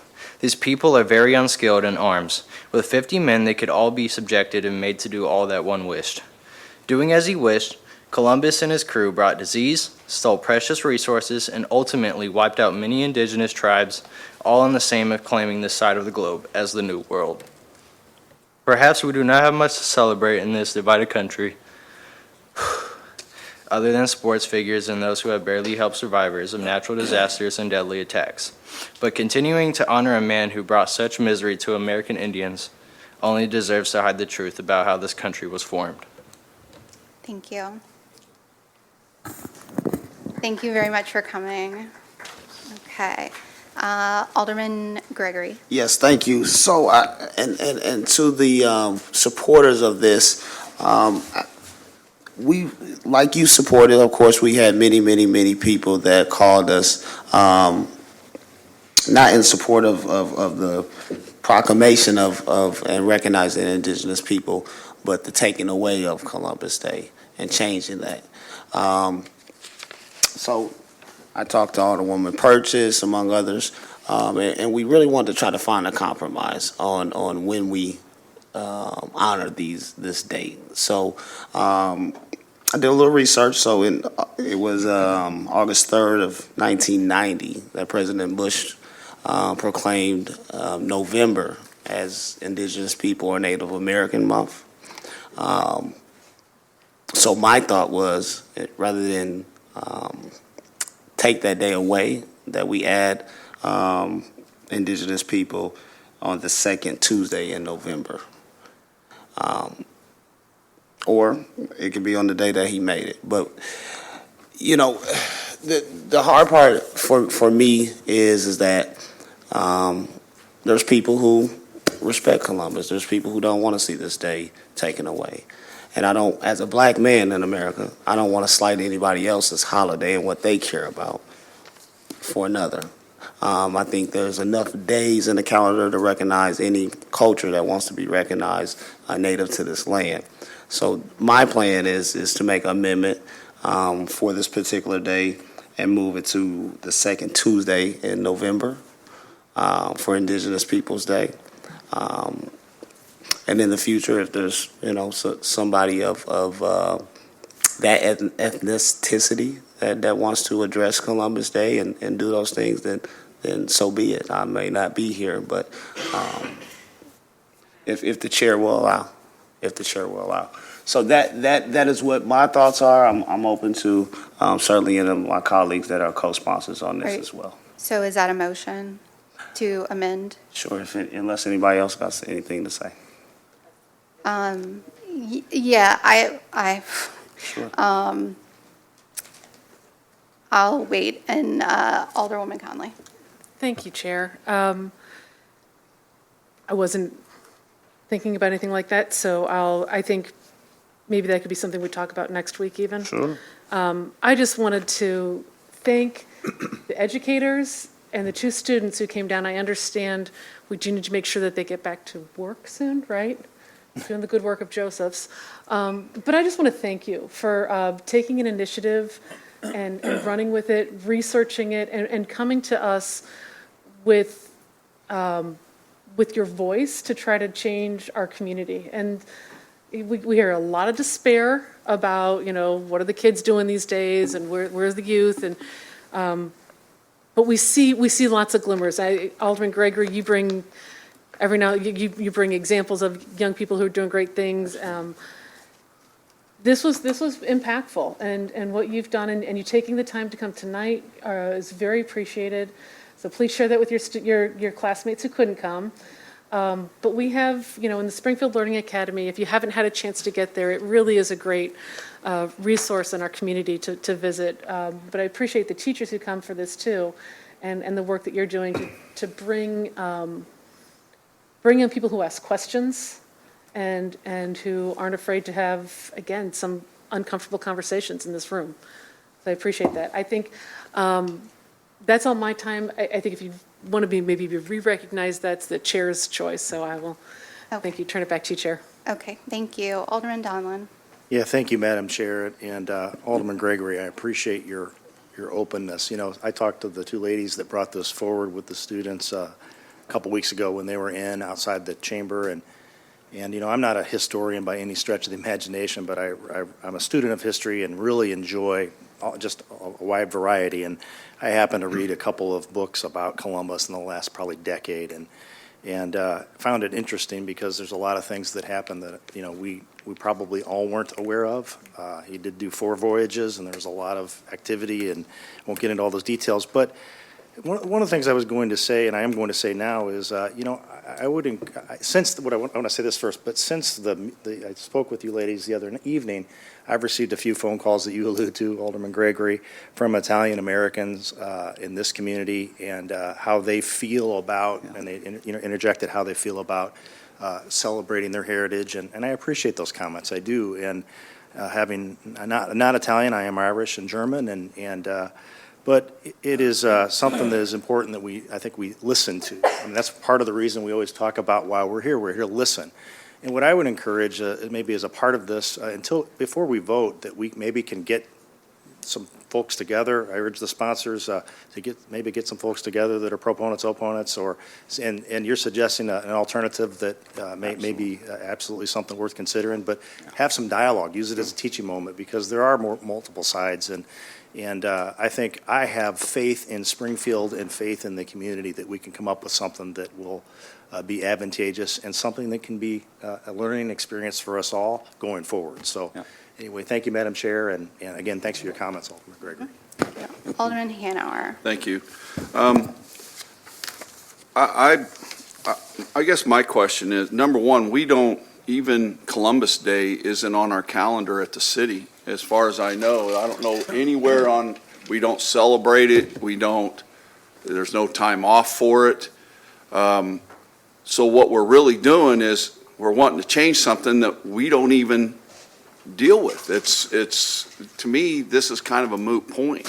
I like the idea of doing the separate date, because I too have gotten calls from many of the Italian community, and you know, they feel like they're getting slighted on this. And I just, you know, if it's, to me, it's not something we have anywhere in the city, so why are we trying to change something that we don't even deal with? I guess that's my question. You know, if it was a special day, if we had it on the calendar, if we celebrated it somehow, that's one thing. But as far as, you know, city government and that, we don't. It's nowhere to be found. So, just my point. Thank you. You're welcome. Alderman Williams. Yeah, so I'll yield to the young lady with her hand up first, if you don't mind, Madam Chair. Okay, sure. Sure, yes.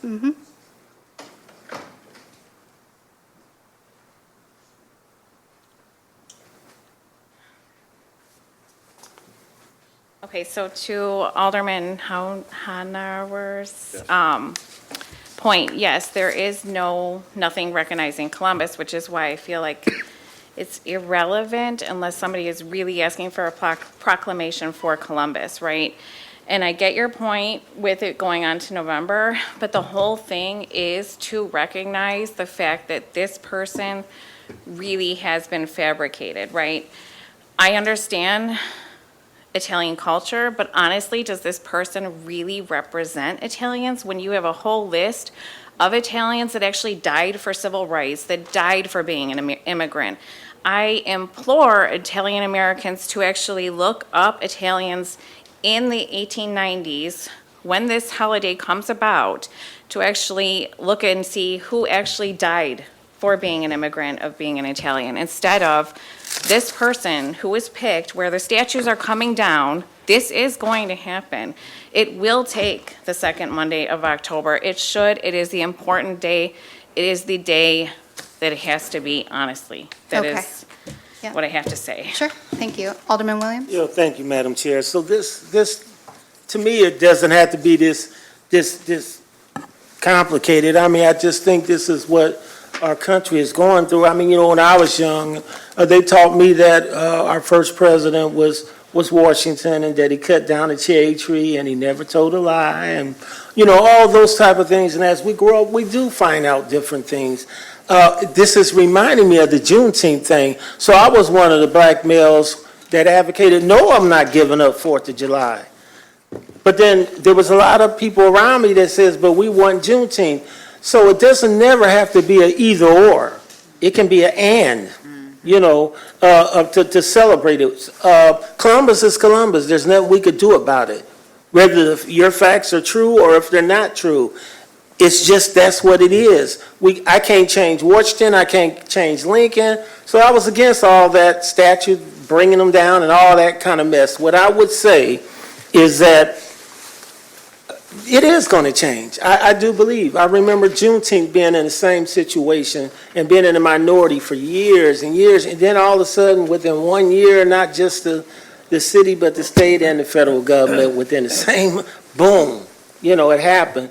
So I think it's an educational process. Until then, I do think we consider amendments like what you're talking about, where we can do both. Since both don't cost money, because they ain't going to be days off. They're just days of recognition. And then we don't deal with the personality that the person was a bad person, because we do a lot of things in this country for bad people. We just elected one. I probably shouldn't have said that, but I'll just say I'm going to support the amendment, and I'm hoping we can do both things. Just like I didn't want to give up 4th of July, and today I live with 4th of July and Juneteenth. I'm hoping there can be that Columbus Day for all the calls that I get.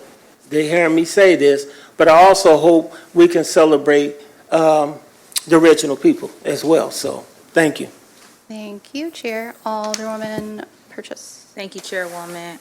When me and Alderman Gregory spoke today, and I did speak to some of my other colleagues, one call that stood out to me was, Alderwoman Purchase, we understand that people come and they speak up at City Council and they have their opinions and how they feel, but how would you and Alderman Gregory feel if we came up here and tried to change Dr. Martin Luther King Day?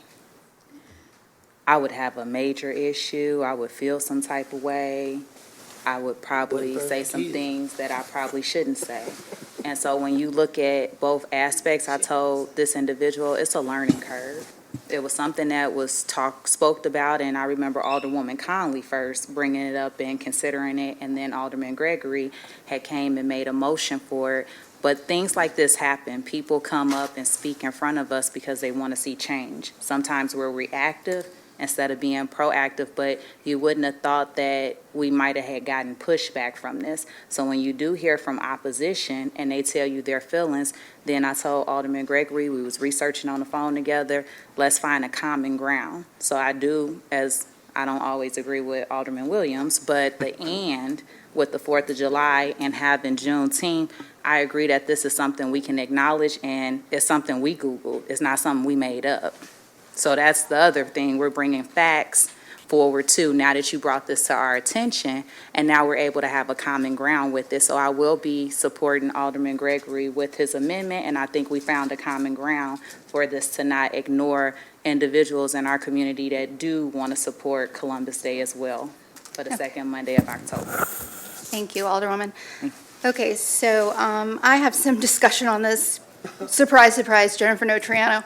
I am an Italian American, and I will tell you that Columbus Day and the origins of Columbus Day is actually pretty shameful. So at the turn of the 1900s, one of the groups that was excluded from life and marginalized were Italian immigrants. And we had instances across this country of Italian immigrants being accused of crimes they did not commit and being lynched publicly for those crimes. And because of that, our president at the time decided to christen this day Columbus Day. It was an olive branch for Italian Americans to sort of smooth things over when they were being discriminated against in their life and facing political violence. So I do not support moving this. It would be a tough spot. I might have to not sponsor anymore. Alderman Hanauer is correct. We do not recognize Columbus Day, and I think that's appropriate, and we should keep it that way. And I do not see where we could go wrong recognizing Indigenous people's contributions to this country. And yeah, I understand the argument that people are making that this is a substitute or replacing Columbus Day. But for me, it doesn't have to be that, because Columbus Day is an illegitimate holiday to begin with because of its origins.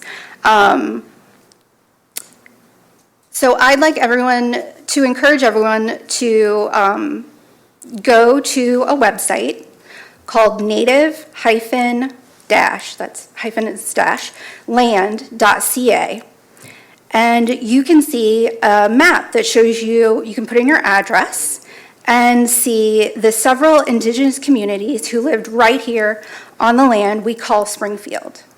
Indigenous folk maintained and lived off this land for thousands of years before white settlers pushed them out and up to reservations where their descendants live to this very day. I support the Declaration of Indigenous Peoples Day because we still have much more to learn about Indigenous heritage and how our history on this land affected Indigenous people's lives then and to this very day. So I would urge my colleagues to reconsider moving this day and keeping it in line with the rest of the country who celebrates Indigenous Peoples Day on the second Monday in October. Call the question. Okay. I'm sorry, are we calling the question on his amendment or the question on the, okay. Okay. All those in favor of, I'm sorry, I didn't hear an actual amendment introduced. I haven't, oh, sorry. Alderwoman Notrano, I haven't made a official motion for the amendment, but Okay. I didn't know you was Italian American, so I didn't know those things. I don't go That's around okay. asking those things. That's So okay. I do take into consideration what you said.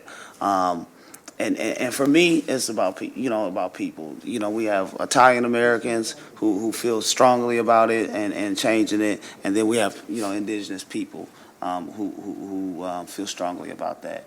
What I was just trying to do is find a compromise and move on, because we got work to do to make this city better outside of these days. So I'm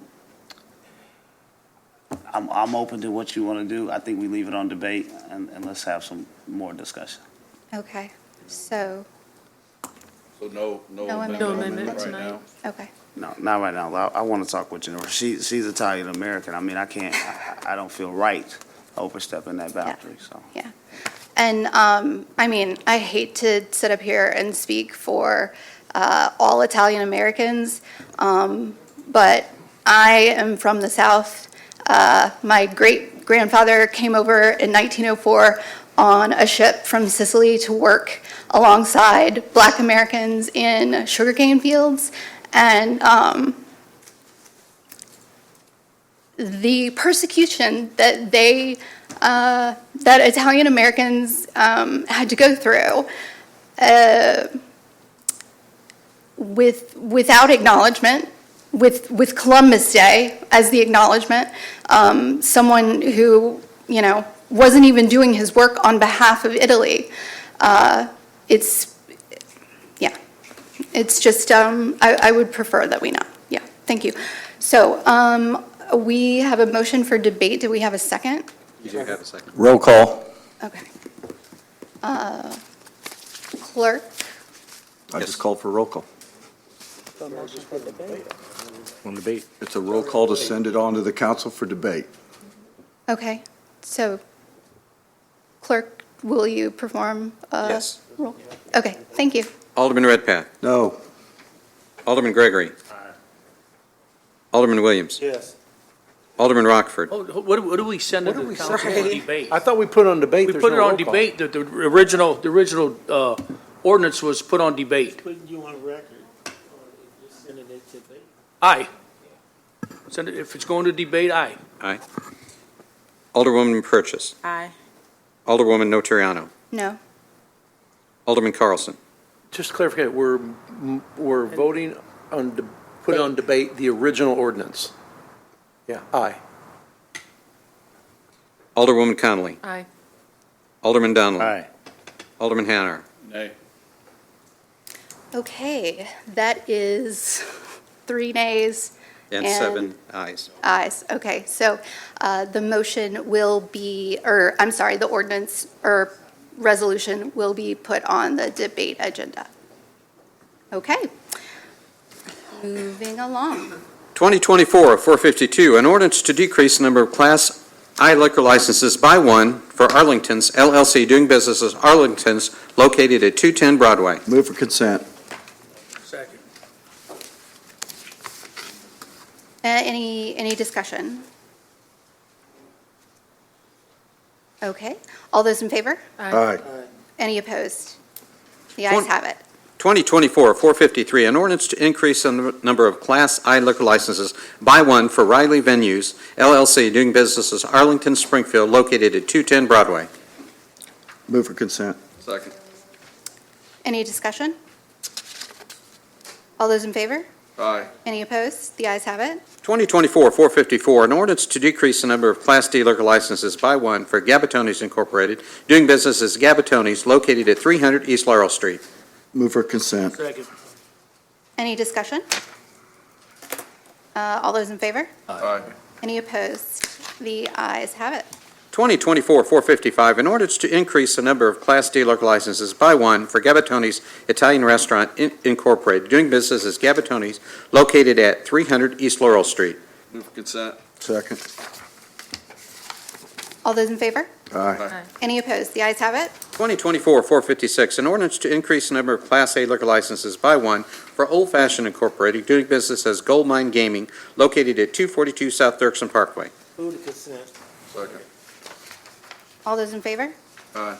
Any opposed? The ayes have it. 2024-457, an ordinance to increase the number of Class A liquor licenses by one for Old Fashioned Incorporated, doing business as Gold Mine Gaming, located at 2508 North Dirksen Parkway. Move consent. Second. Any discussion? All those in favor? Aye. Any opposed? The ayes have it. 2024-458, an ordinance to decrease the number of Class D liquor licenses by one for Twisted Fork Industries LLC, doing business as Twisted Fork, located at 400 East Jefferson Street, Suite 106. Move for consent. Second. Any discussion? All those in favor?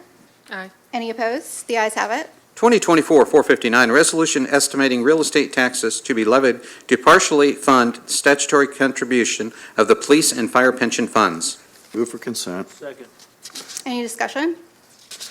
All those in favor? Aye. Any opposed? The ayes have it. 2024-460, an ordinance declaring various parcels of real property to be surplus property, directing the sale of said property, and authorizing publication of notice in said sale property, and requests for proposals for the Office of Budget Management. Move to consent. Any discussion? All those in favor? Aye. Any opposed? The ayes have it. 2024-461, an ordinance declaring Office of Public Works apparatus and equipment as surplus property and authorizing disposal of said surplus property by auction, sold for scrap, donated, or recycled for the Office of Budget and Management. Any discussion? All those in favor? Well, Aye. need a motion. Consent. I'm sorry. Move to Consent, move to consent. consent. Second. Who's the second? Thank you. Any discussion? All those in favor? Aye. Aye. Any opposed? Ayes have it. 2024-462, an ordinance declaring Springfield Fire Department miscellaneous scrap equipment as surplus and authorizing disposal of said surplus by auction, sold for scrap, donated, or recycled for the Office of Budget Management. Move consent. Second. Any discussion? All those in favor? Aye. Any opposed? The ayes have it.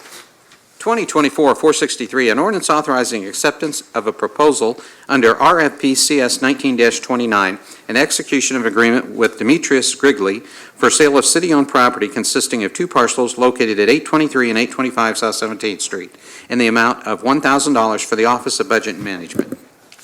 Any, Move to consent. any discussion? Yes. I was trying to look at some. Alderman Gregory? For, Mr. Fuchs, Chairwoman. Yes. It's all right if I speak. Oh, yeah, Alderman Gregory. Director Fuchs, quick question. Does this property have a plan to it?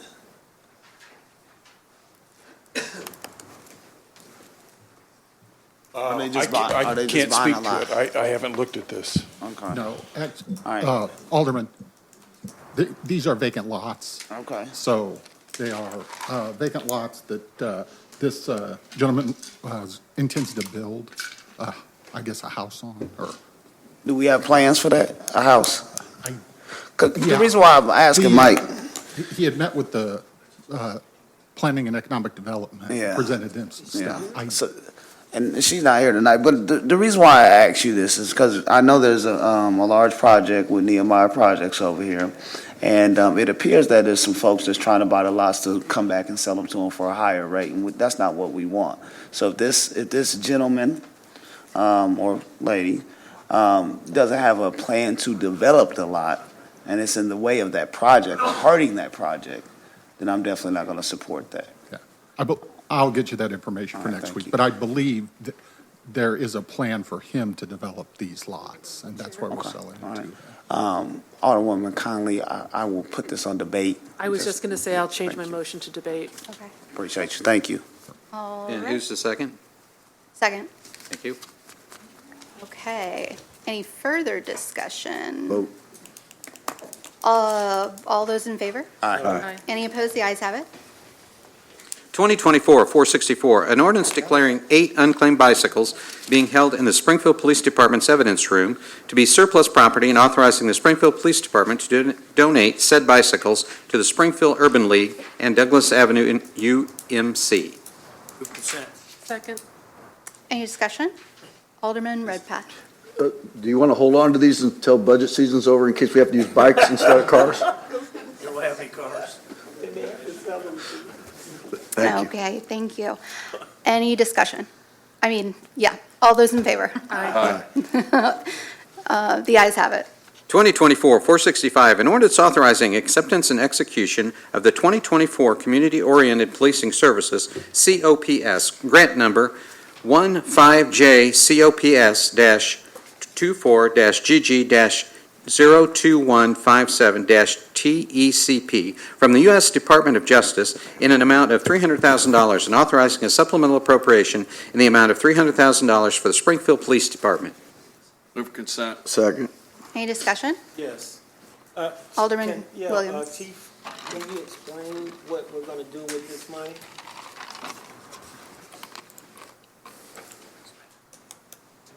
Besides spending.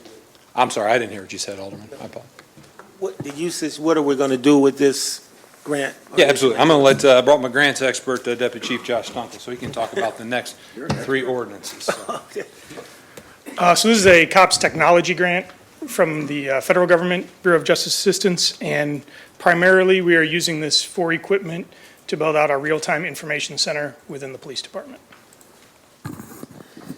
The center downstairs and next door? No, this is going to be planned for the first floor in conjunction with our FUSIS program, which is the virtual real-time crime center. This would allow us to really have individuals who are there watching the dispatch screen, providing information to our responding officers, being able to watch the videos that FUSIS has connected us to give that information to the officers as they're responding, whether for safety or suspect information, whatever we can provide them while they're responding to the incidents.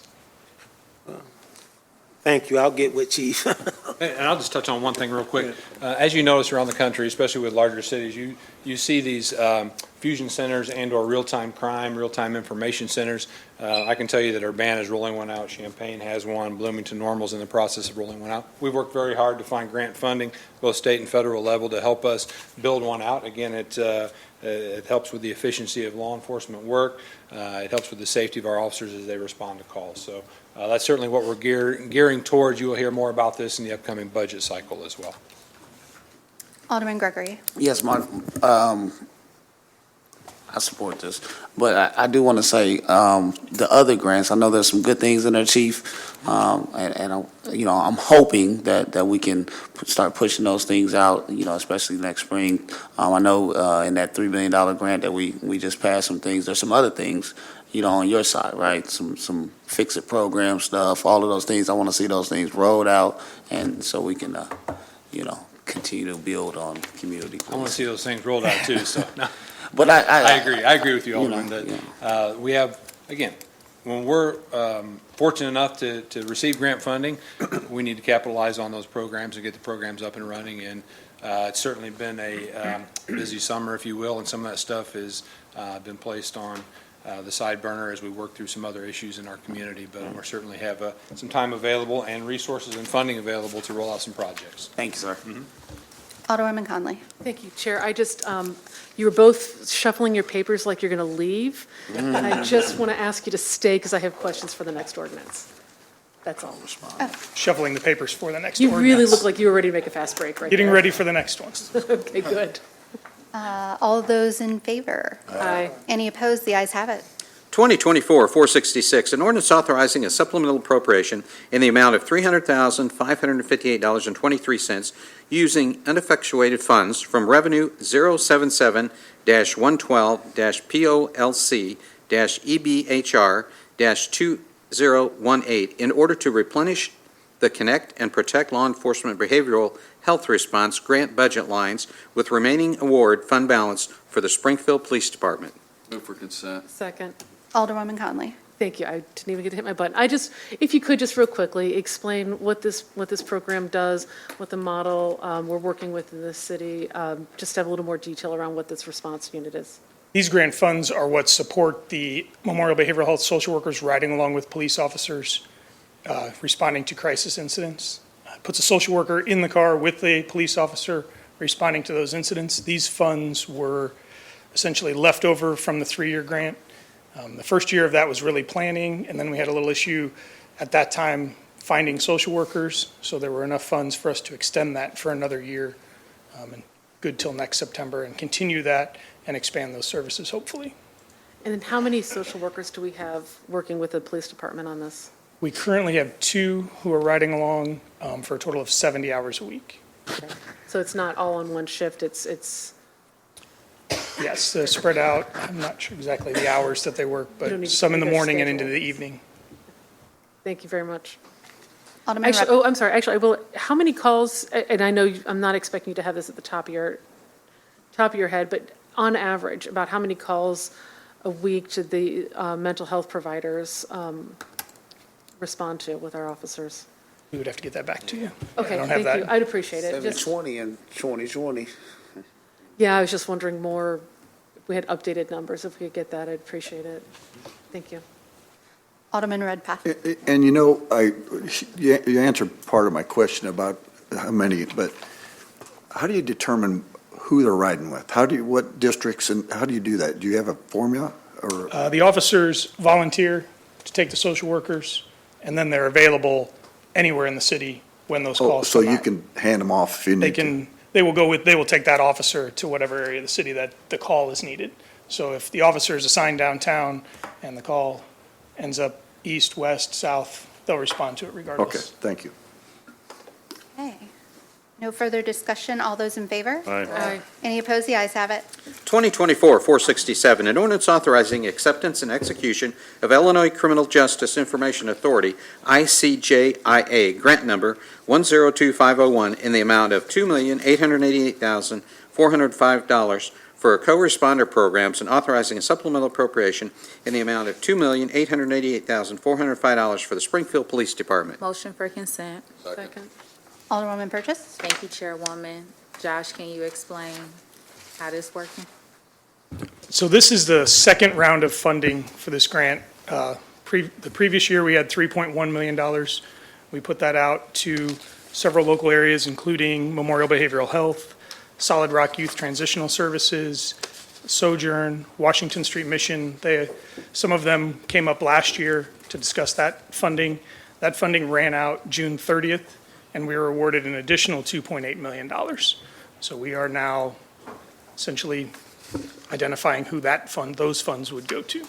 And then, Josh, can you also elaborate, Alderman Carlson and Alderwoman Nutriano was there, and I did the tour with you at Washington Mission, how that worked with some of this funding, so people know where the funding is going.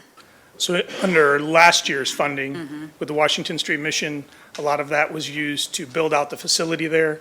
They created some office space Looks that nice. will assist with our homeless outreach team and other social workers, working with them to have access to the individuals there, to have an area where they can speak with them privately, discuss what resources they need, to identify where they can get that help, and just have an area that's more private. And, part of that plan in doing it at the mission is going out to where the individuals are. They're seeing, I think he said, around 200 people a day right now. Yep. And so that's a population that needs assistance.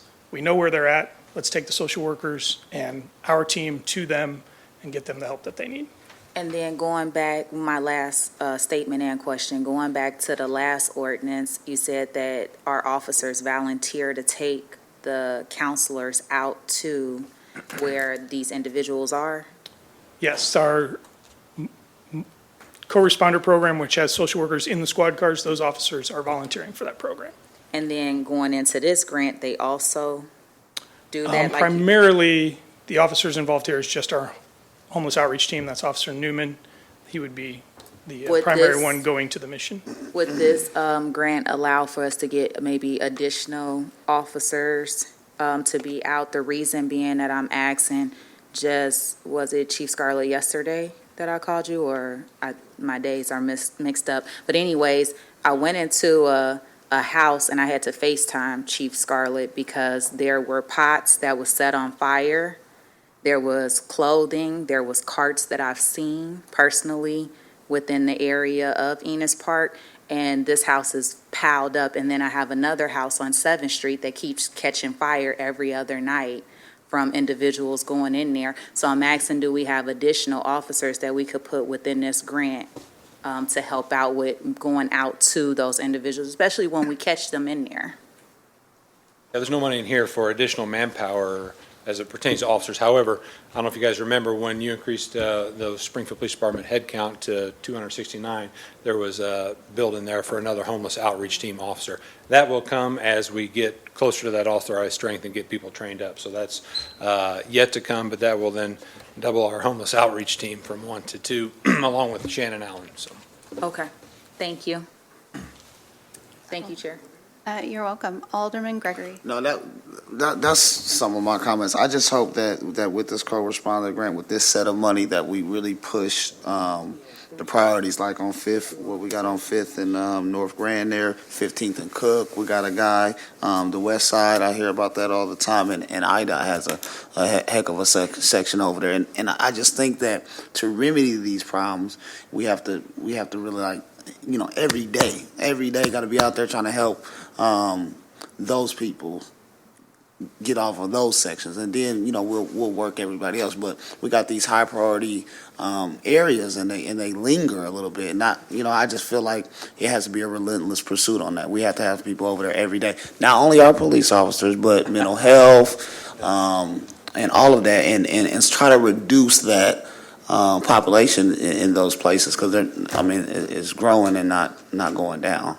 I would agree with you, and I would say, and I've said this multiple times, Springfield Police is Yes. but one cog in the wheel when it comes to solving our homeless crisis. Absolutely. We're certainly willing to do our part and have done that, and are willing to go out and research and find grants, substantial grants to help this problem, but we alone cannot solve the problem. Right. And we want to be part of the solution. Yes. I want to be very clear on that, but we alone cannot solve the problem. Yeah. Well, within that partnership, I just think that we gotta really focus on those areas really, really, really hard, and see if we can get them remedied. So, thank you. All those in favor? Aye. Any opposed? The ayes have it. 2024-468, an ordinance authorizing execution of an agreement between the City of Springfield and Springfield Area Art Council for the purpose of the first night and general operations in an amount not to exceed $30,000 for the office of the mayor. Motion for consent. Second. Any discussion? All those in favor? Aye. Any opposed? The ayes have it. 2024-469, an ordinance approving a lease agreement with the Springfield Park District for the office of Corporation Counsel. Motion for consent. Any discussion? All those in favor? Aye. Any opposed? The ayes have it. 2024-470, an ordinance amending Chapter 70, 79, 98, and 170 of the 1988 City of Springfield Code of Ordinances as amended pertaining to parking regulations for motor homes, trailers, and watercraft. Motion For for debate. Second. Any discussion? Alderman Carlson.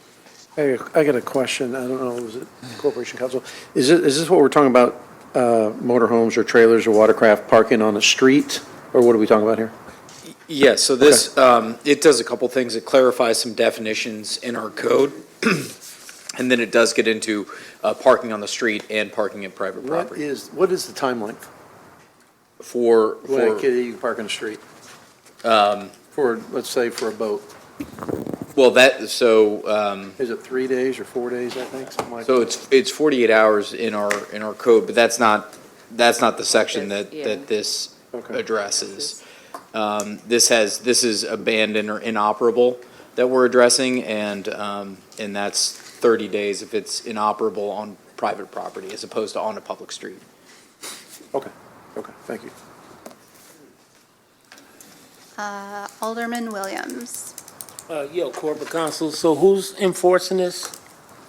So this would run through our code enforcement department. Thank you. Alderwoman Conley. Thank you. Corporate Counsel, we have a proposed amendment number 1. For this, I'd like to propose adoption of proposed amendment number 1 for this ordinance. Second. Okay. This is just technical corrections. Yeah, so the original ordinance, as it went forward, had the same provision in 2 different spots, and this eliminates one of those spots at the request of my office, just to make it clear as it reads. Thank you. So I would just adopt this amendment. Okay. Alderman Hanauer. Oh, do we got a motion on the floor then? Yes. And a second.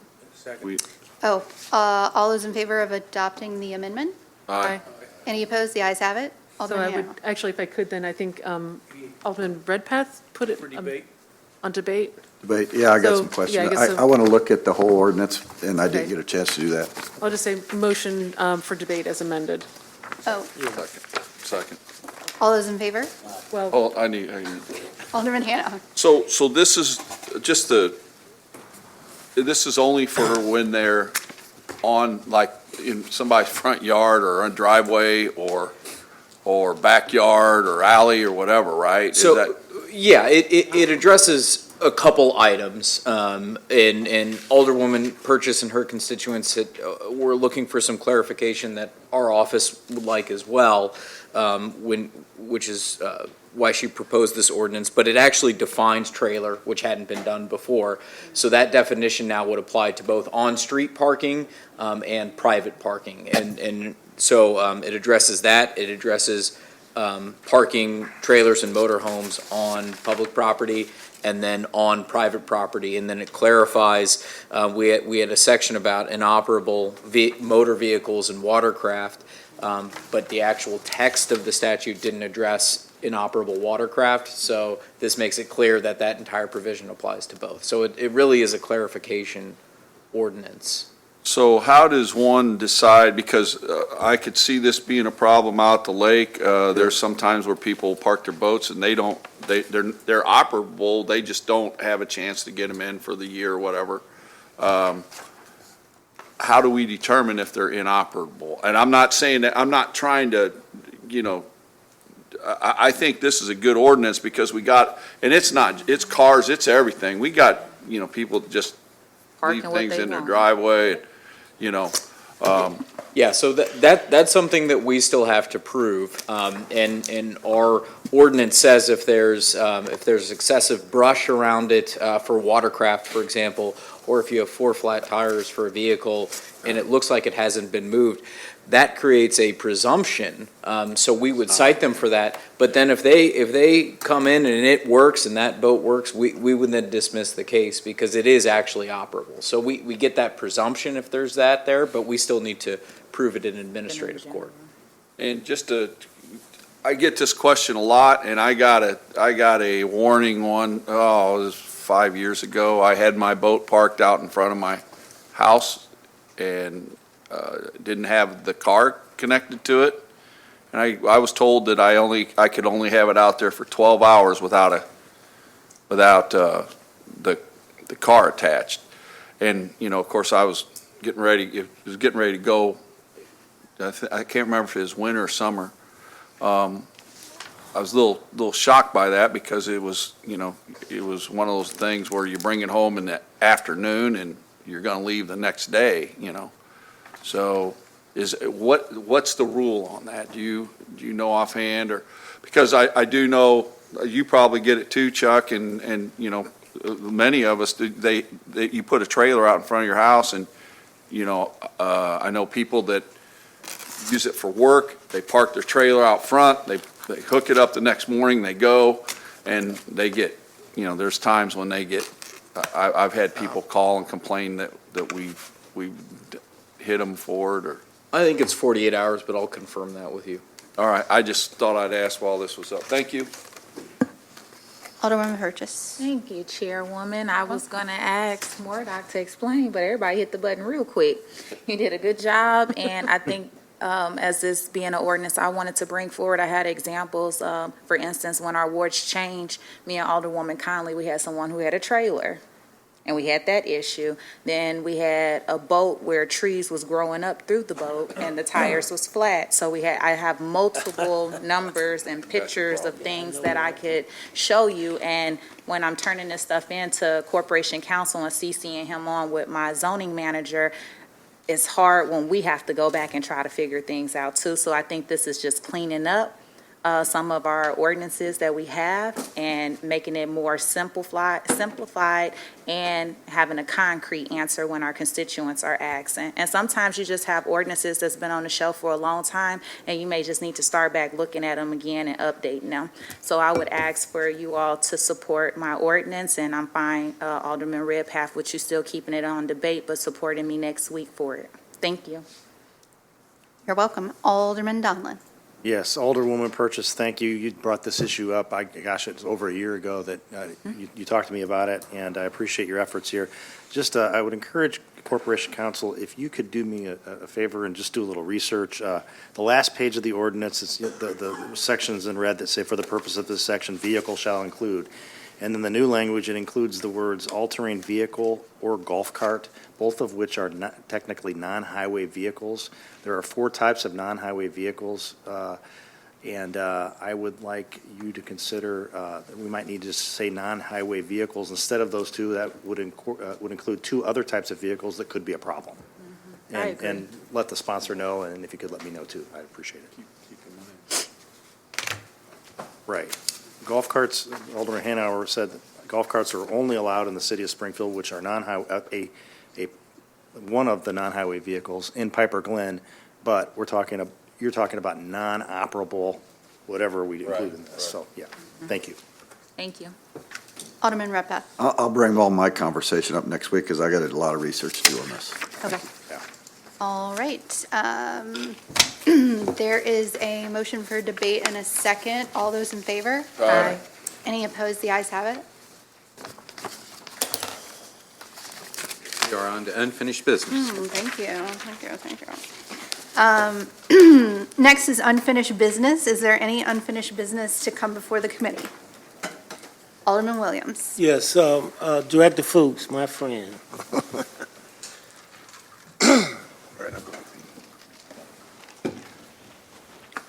All right. So this issue here is turning into a big sore spot. I don't know if the state senator has contacted you, but I'm speaking of Adloff. Yes, sir. Now, Adloff upset me when you presented with your staff, I don't know if it was budget or when, but you guys had a list where you prioritized things, and I got angry because they said, well, Adloff is a fall project. And I said to you, why can't it be spring or summer? Because I've been waiting forever since I became an alderman in 21, and you guys act like, nope, it's got to be the fall. Well, now it's November, and nothing's happening. And I want to know why. The engineering portion of, and as you know, it's drainage is a huge issue over there. You've got a lot of change in gradations. It is a very, very old oil and chip road, and so there are substantial engineering that needs to be involved in, and I believe we're just about finished with that, so. Yeah, I mean, listen, this is one of those, like, whatever his hill was when I got on Hilltop Road, yeah. We have to do something. Nate Bottoms needs to come like he used to then, so that I can address him, because he can't keep delaying this.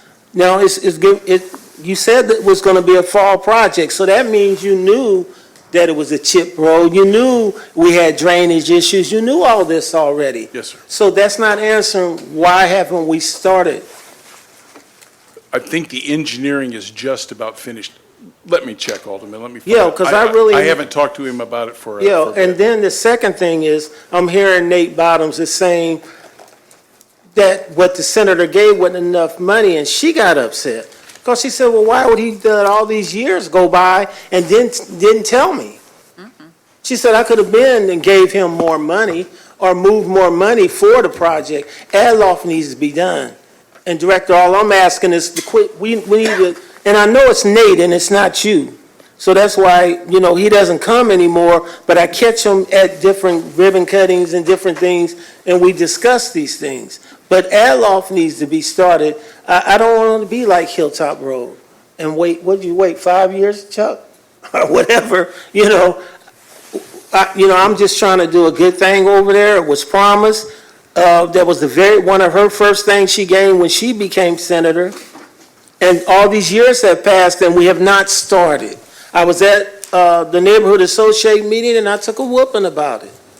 Because they knew in their minds, we said the fall, and that's what I went back and reported to them. It's going to be a fall project, and they see it's not started yet. The second thing, I'm not sure yet, but at my infrastructure meeting, I brought this issue up. So we have built Popular Place. Popular Place, I'm satisfied with. It's beautiful, it looks good, all that is true. However, we have families walking in the middle of the street trying to get to the dollar store, Burger King, Popeyes, County Market, all that stuff up there, because we made, the city, related, and housing, made the front entrance and in and out Rochester Road and didn't build no sidewalks. And I know that's not a new subject to them. Any place else I would have tried it, regional planning, which I served on in the past, or other places would have been having a fit about a design with no sidewalks. I don't know what happened there. I just know that kids, even with someone with their parents, are in the middle of the street. And when somebody gets hit there, it's on the city. Because they know. I talked to Nate, I called him at the ribbon cutting, I said, where's the sidewalk? You got this place open, we cutting the ribbon, it's 100% full. Yes, sir. And they can't walk. Once they come out of their complex, they're in the street. Elementary school, right there. They're in the street.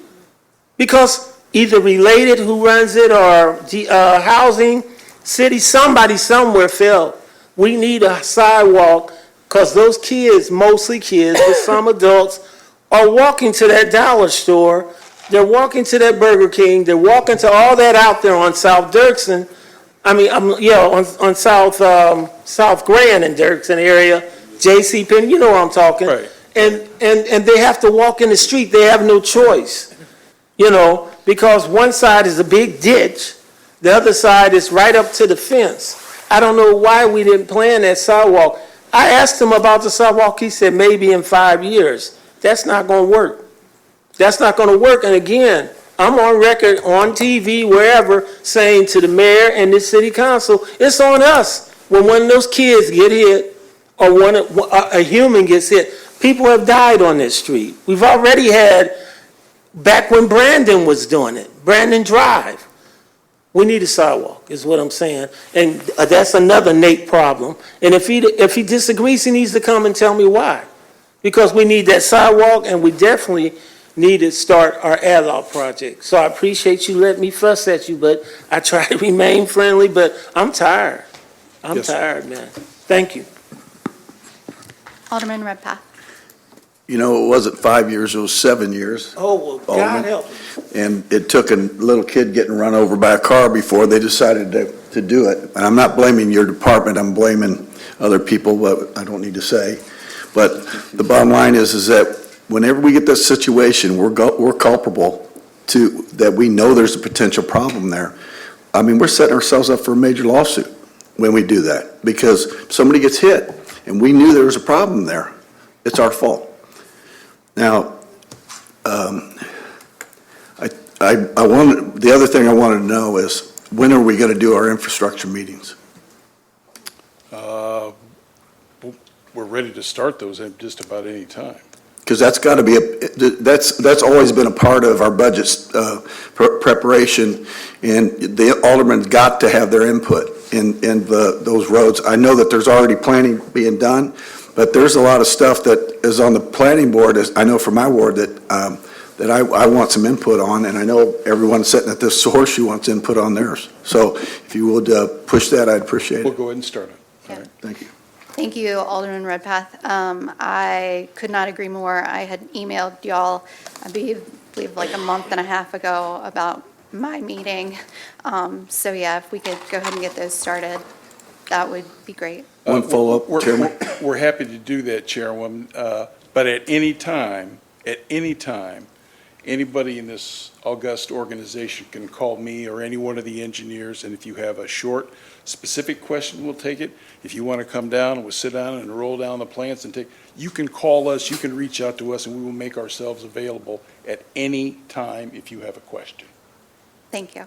Could I have a follow-up? Sure. Chairman? Yes, sir. Alderman Williams, I know your frustration with that, but I think I recall that, wasn't that road in the county up until about 2 or 3 years ago when we brought it into the city? Yeah, I think it's newer, so Okay. I'll give you that. So but- I'm not sticking up for Yeah. it not being done because it needs to be, because I know that the Hilltop Road that we got fixed, that it's flooded every day with people walking on the sidewalk, so. So part of it, I'll give you that. I think part of it was until a few years ago. It's Rochester Road, is that No, correct? he was asking me about Adlock, though. No, but Rochester, the part I'm talking about is Yeah. all city. Oh, okay, I was thought you were talking It's all Rochester city Road. if it's Yeah. Rochester. When you cross South Grand and you get over, then you're right. Okay. That's a newer part of Old Rochester Road. But that what's the was school county. right there where Rochester Road? No, that's it. Withrow? Yeah, that's the part I'm talking Okay. about.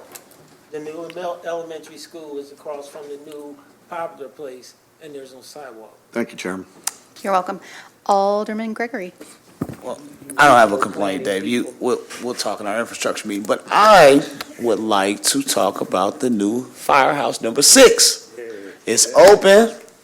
The ladies and gentlemen is in there, and so I want to talk about when will we have our ribbon cutting. And I know we've talked, and you guys have invited me over and stuff, and that firehouse is there not because of me. It's there because of the community. And so I want to come with them when we have an open house. I know I can come anytime. I know you talk to me, but I want to wait. I want to come with them. I want to come with the community who's waited so long, and they've called me and stuff like that about it, and they're happy that it's there. And we went a long haul on it.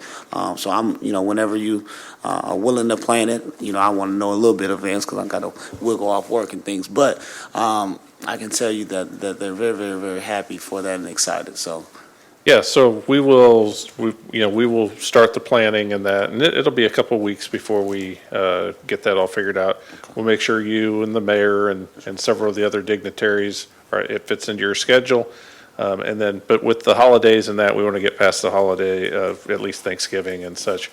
And then we'll look for some dates that are agreeable for our schedule. We've got the budget, and I don't know how your schedule looks over the next 2 weeks, but mine's pretty packed as well. So, and we will definitely have an open house. It'll be no different than the others, and we'll have cake, cookies, and have all of the public in to see it. We'll also want to make sure that Chief Scarlett and his crew can be there because we've got that police substation, and then Director Posey, since we've got the community room. So, it's a big thing. We needed to get out of the other house because there were some issues that we had to vacate there quickly. So, getting in, just happened to work out, and we moved in last Friday. So the guys are doing really well there. It's a beautiful place, and I do welcome any of you to just give me a call, and I'll take you through one-on-one before that or afterwards, along with any of the firehouses. So you guys are always welcome for a tour, and also to come see me at any point in time if you have any questions. No, I just wanted to make sure we talked about it public because there's been so many calls on it, and people are happy. And then others like Sean, why you do you like that? And I have a ribbon cutting, and I told him, hey, I've talked to Chief, and we had some issues at the old one, so I would rather see our firefighters be in a nice new building, and we can do all that cute stuff later. And I don't have to tell you because I've talked to you every step of the way. Yeah, and, absolutely. And even the day before we moved in, we talked over the Absolutely. phone. So Absolutely. yes. So I appreciate you. Yes. I appreciate you, and I appreciate our fire department. I hope you guys are enjoying it. And as I said on the book, I'll see. It's definitely much cleaner. So, I know. yes. There's going to be cake? Yeah. There's always cake. Thank you. Alderman Williams. Yes, Chief. So are we turning firehouse number 6 into a gaming? Nope. No. No. So Just joking. it was one of the ordinances before you tonight to surplus it and then So it's going to be sold. purchasing. Yes, it'll be sold. But you don't know if it's getting sold to somebody that's going to open gaming. You know what, I am not part of that process whatsoever. I would imagine it's part of an RFP process that, that is not something that I get involved in, so. All right, thank you, sir. Yes. Okay. Any new business to come before this committee? Yes, ma'am. Sorry, I didn't hit. Alderman Hanauer. We were talking about the budget, and I just want to throw out there that last year we let Alderman Donlin run the budget process, and he did such a good job. I think we ought to let him, make him do it again. Unless somebody else wants to take it over, but I would make a motion that we I'll second it. put Second. Donlin in. You're All right. stuck, Jim. Thanks, Ralph. Do you accept? Yeah, I'd be happy to do it. You don't have a Great. choice. All those in favor of having Alderman Donlin chair the budget process? Aye. Any opposed? The ayes have it. Any, I'm going to pay for that one. okay. If there's no more new business, now is the time for citizens to request the committee. First up, we have Robert Frazier, who appears to have left. Let's try.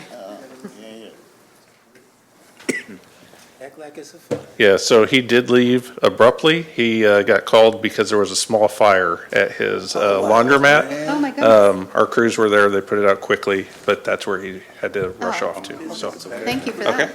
Yeah, sure. And we hope all is well there. Next up is Ken Pasha.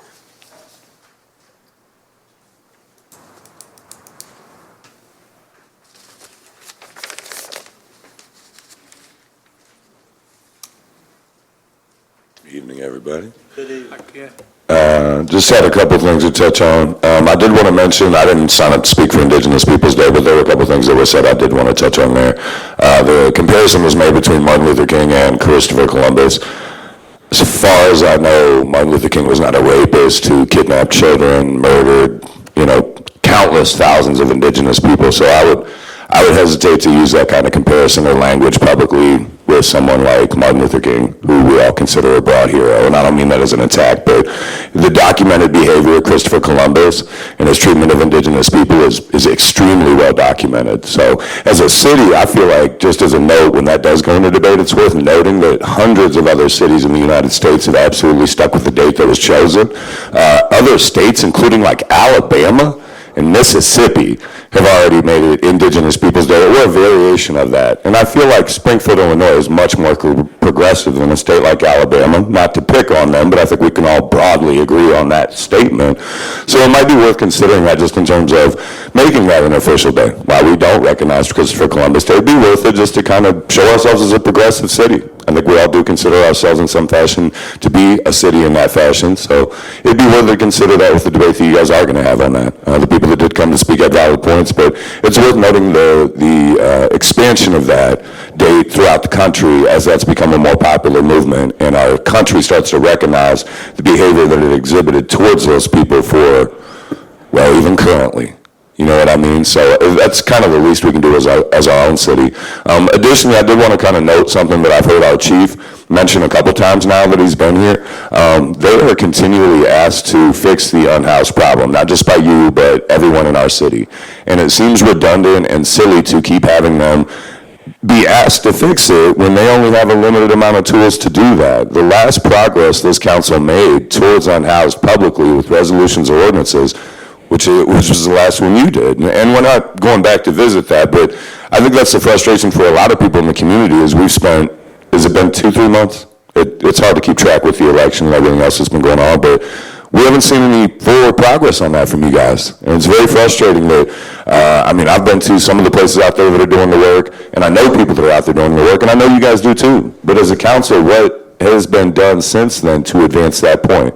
And I think it's just frustrating, even for some of the people on the council. I'm sure you get asked what's going to be done to change that, and I'm sure it's even more upsetting for Chief Scarlett. I mean, they only have a limited number of tools. When they get there, they can either put you in a 72-hour hold, or maybe, if they're lucky, get you into some of the places that can help, but otherwise their only other option is to put handcuffs on you. They don't have places to do that, and I think that's frustrating for them to be like, well, you guys need to head over to these areas. Well, I mean, guys, we kind of know what they do when they get there, and that's not their fault. That's their job. But with things like CESA and that being put into effect after the first of the year, hopefully with some more funding from the state of Illinois for that, we'll see more progress. But I mean, beyond that, I feel like as a city council that maybe there could be more done. I mean, you guys know more than I do on that in terms of your own limitations of authority, but I just feel like that's something where we haven't seen a lot of forward progress on that.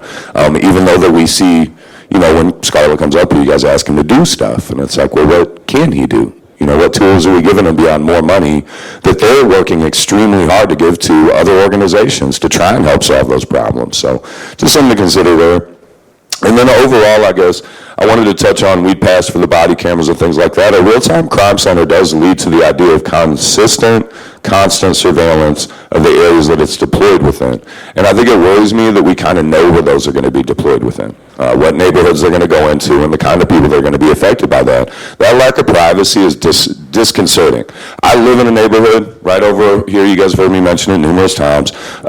On the streets that I live around, there are constant, the cameras that the police put up to monitor problematic homes, which I'm not upset about that, but at the same time, I mean, that is a constant, consistent monitoring that the people in the neighborhood are under, that we live in, that we own homes in, and so forth. And it's even more upsetting to consider the idea that that may be around the clock, that those cameras may be posted up in my neighborhood watching my streets. And while that may make some people feel safer, I don't feel safer under a camera's gaze at all times. That seems more like constant surveillance. And I guarantee that we won't be deploying those cameras everywhere, because that seems silly, right? We're going to focus them in high crime areas, which, as we all know, is kind of a little bit of a dog whistle. Where are they going to end up? Who's going to get picked up for them? Who's going to end up getting that footage? And I think the part that I do want to touch on right quick before my time runs out is the AI technology. It mentions that that is going to be used to blur out faces, make it easier to redact, things like that. Are we going to see a quicker movement on FOIA requests? Because I think the problem is a lot of the FOIA requests we've had have been denied because of that. You know what I mean? So. Thank you. Thank you. Thank you, Chuck. Appreciate that. All right. Up next is Robert Williams.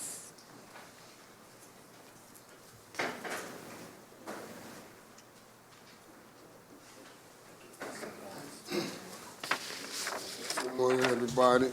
Good morning, everybody. I want to touch on the mission and mental health behavior. But right now, I want to touch on this incident that happened to this lady. I was staying in Super 8. Motel, sorry about that, Motel 8. Red Roof Inn, I apologize, y'all. I was at the Red Roof Inn, I was staying there, and I was helping out with security. And this one lady, she had just ran out of funds.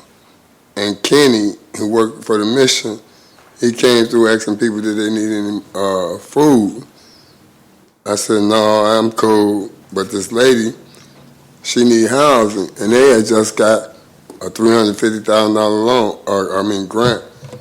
And he told her, hey, I can't help you, but I got this card.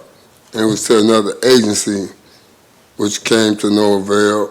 But it was redundant. It was stupid that this man laid there and gave her a card when he just got paid, when they just got a $350,000 loan or grant.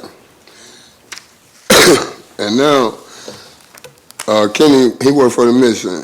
He is assigned to pass out food to the homeless and less fortunate. One day, around June of 2024, Kenny and his team came to the Red Roof Inn. On this particular day, I was living at the Red Roof Inn and working, and I was approached by Kenny, asking me if I wanted something to eat. I told him that I was good. Now, this man, like I say, Red Roof Inn, Mission got $350,000, if I'm not mistaken, and Helping Hand got $750,000. And they ain't doing nothing with this money. You know, I just got approved for my SSI. But I'm glad to pay my rent, but I shouldn't have to or have to, because everybody else that's getting housing, they ain't paying for a year, but it's a catch-22, and I don't want to be under that. Because if you allow them to pay for your rent, they ain't gonna do nothing but kick you right back out. And then they gonna take that money, extra money, that which is approved by the government for everybody, to get housing. And the United States Supreme Court approved that, ruled that the homeless people need to be off the street. So Eden, he's in charge of the mission. This man, he's he's an arrogant person. He don't have no respect. He talk a good game, but he don't. Cause one day, my boy, I told y'all about this, got stabbed, waiting to talk, see mental health. He went to, he admitted himself, Tyler. And when he got out, he got stabbed 4 times. And that ain't cool. We should be able to be a house, but once we get housing, we got these rules that we have to abide by, which is understandable to a certain extent. But we don't have no privacy even when we got these places that we stay in. And that's a law. Right to privacy, First Amendment.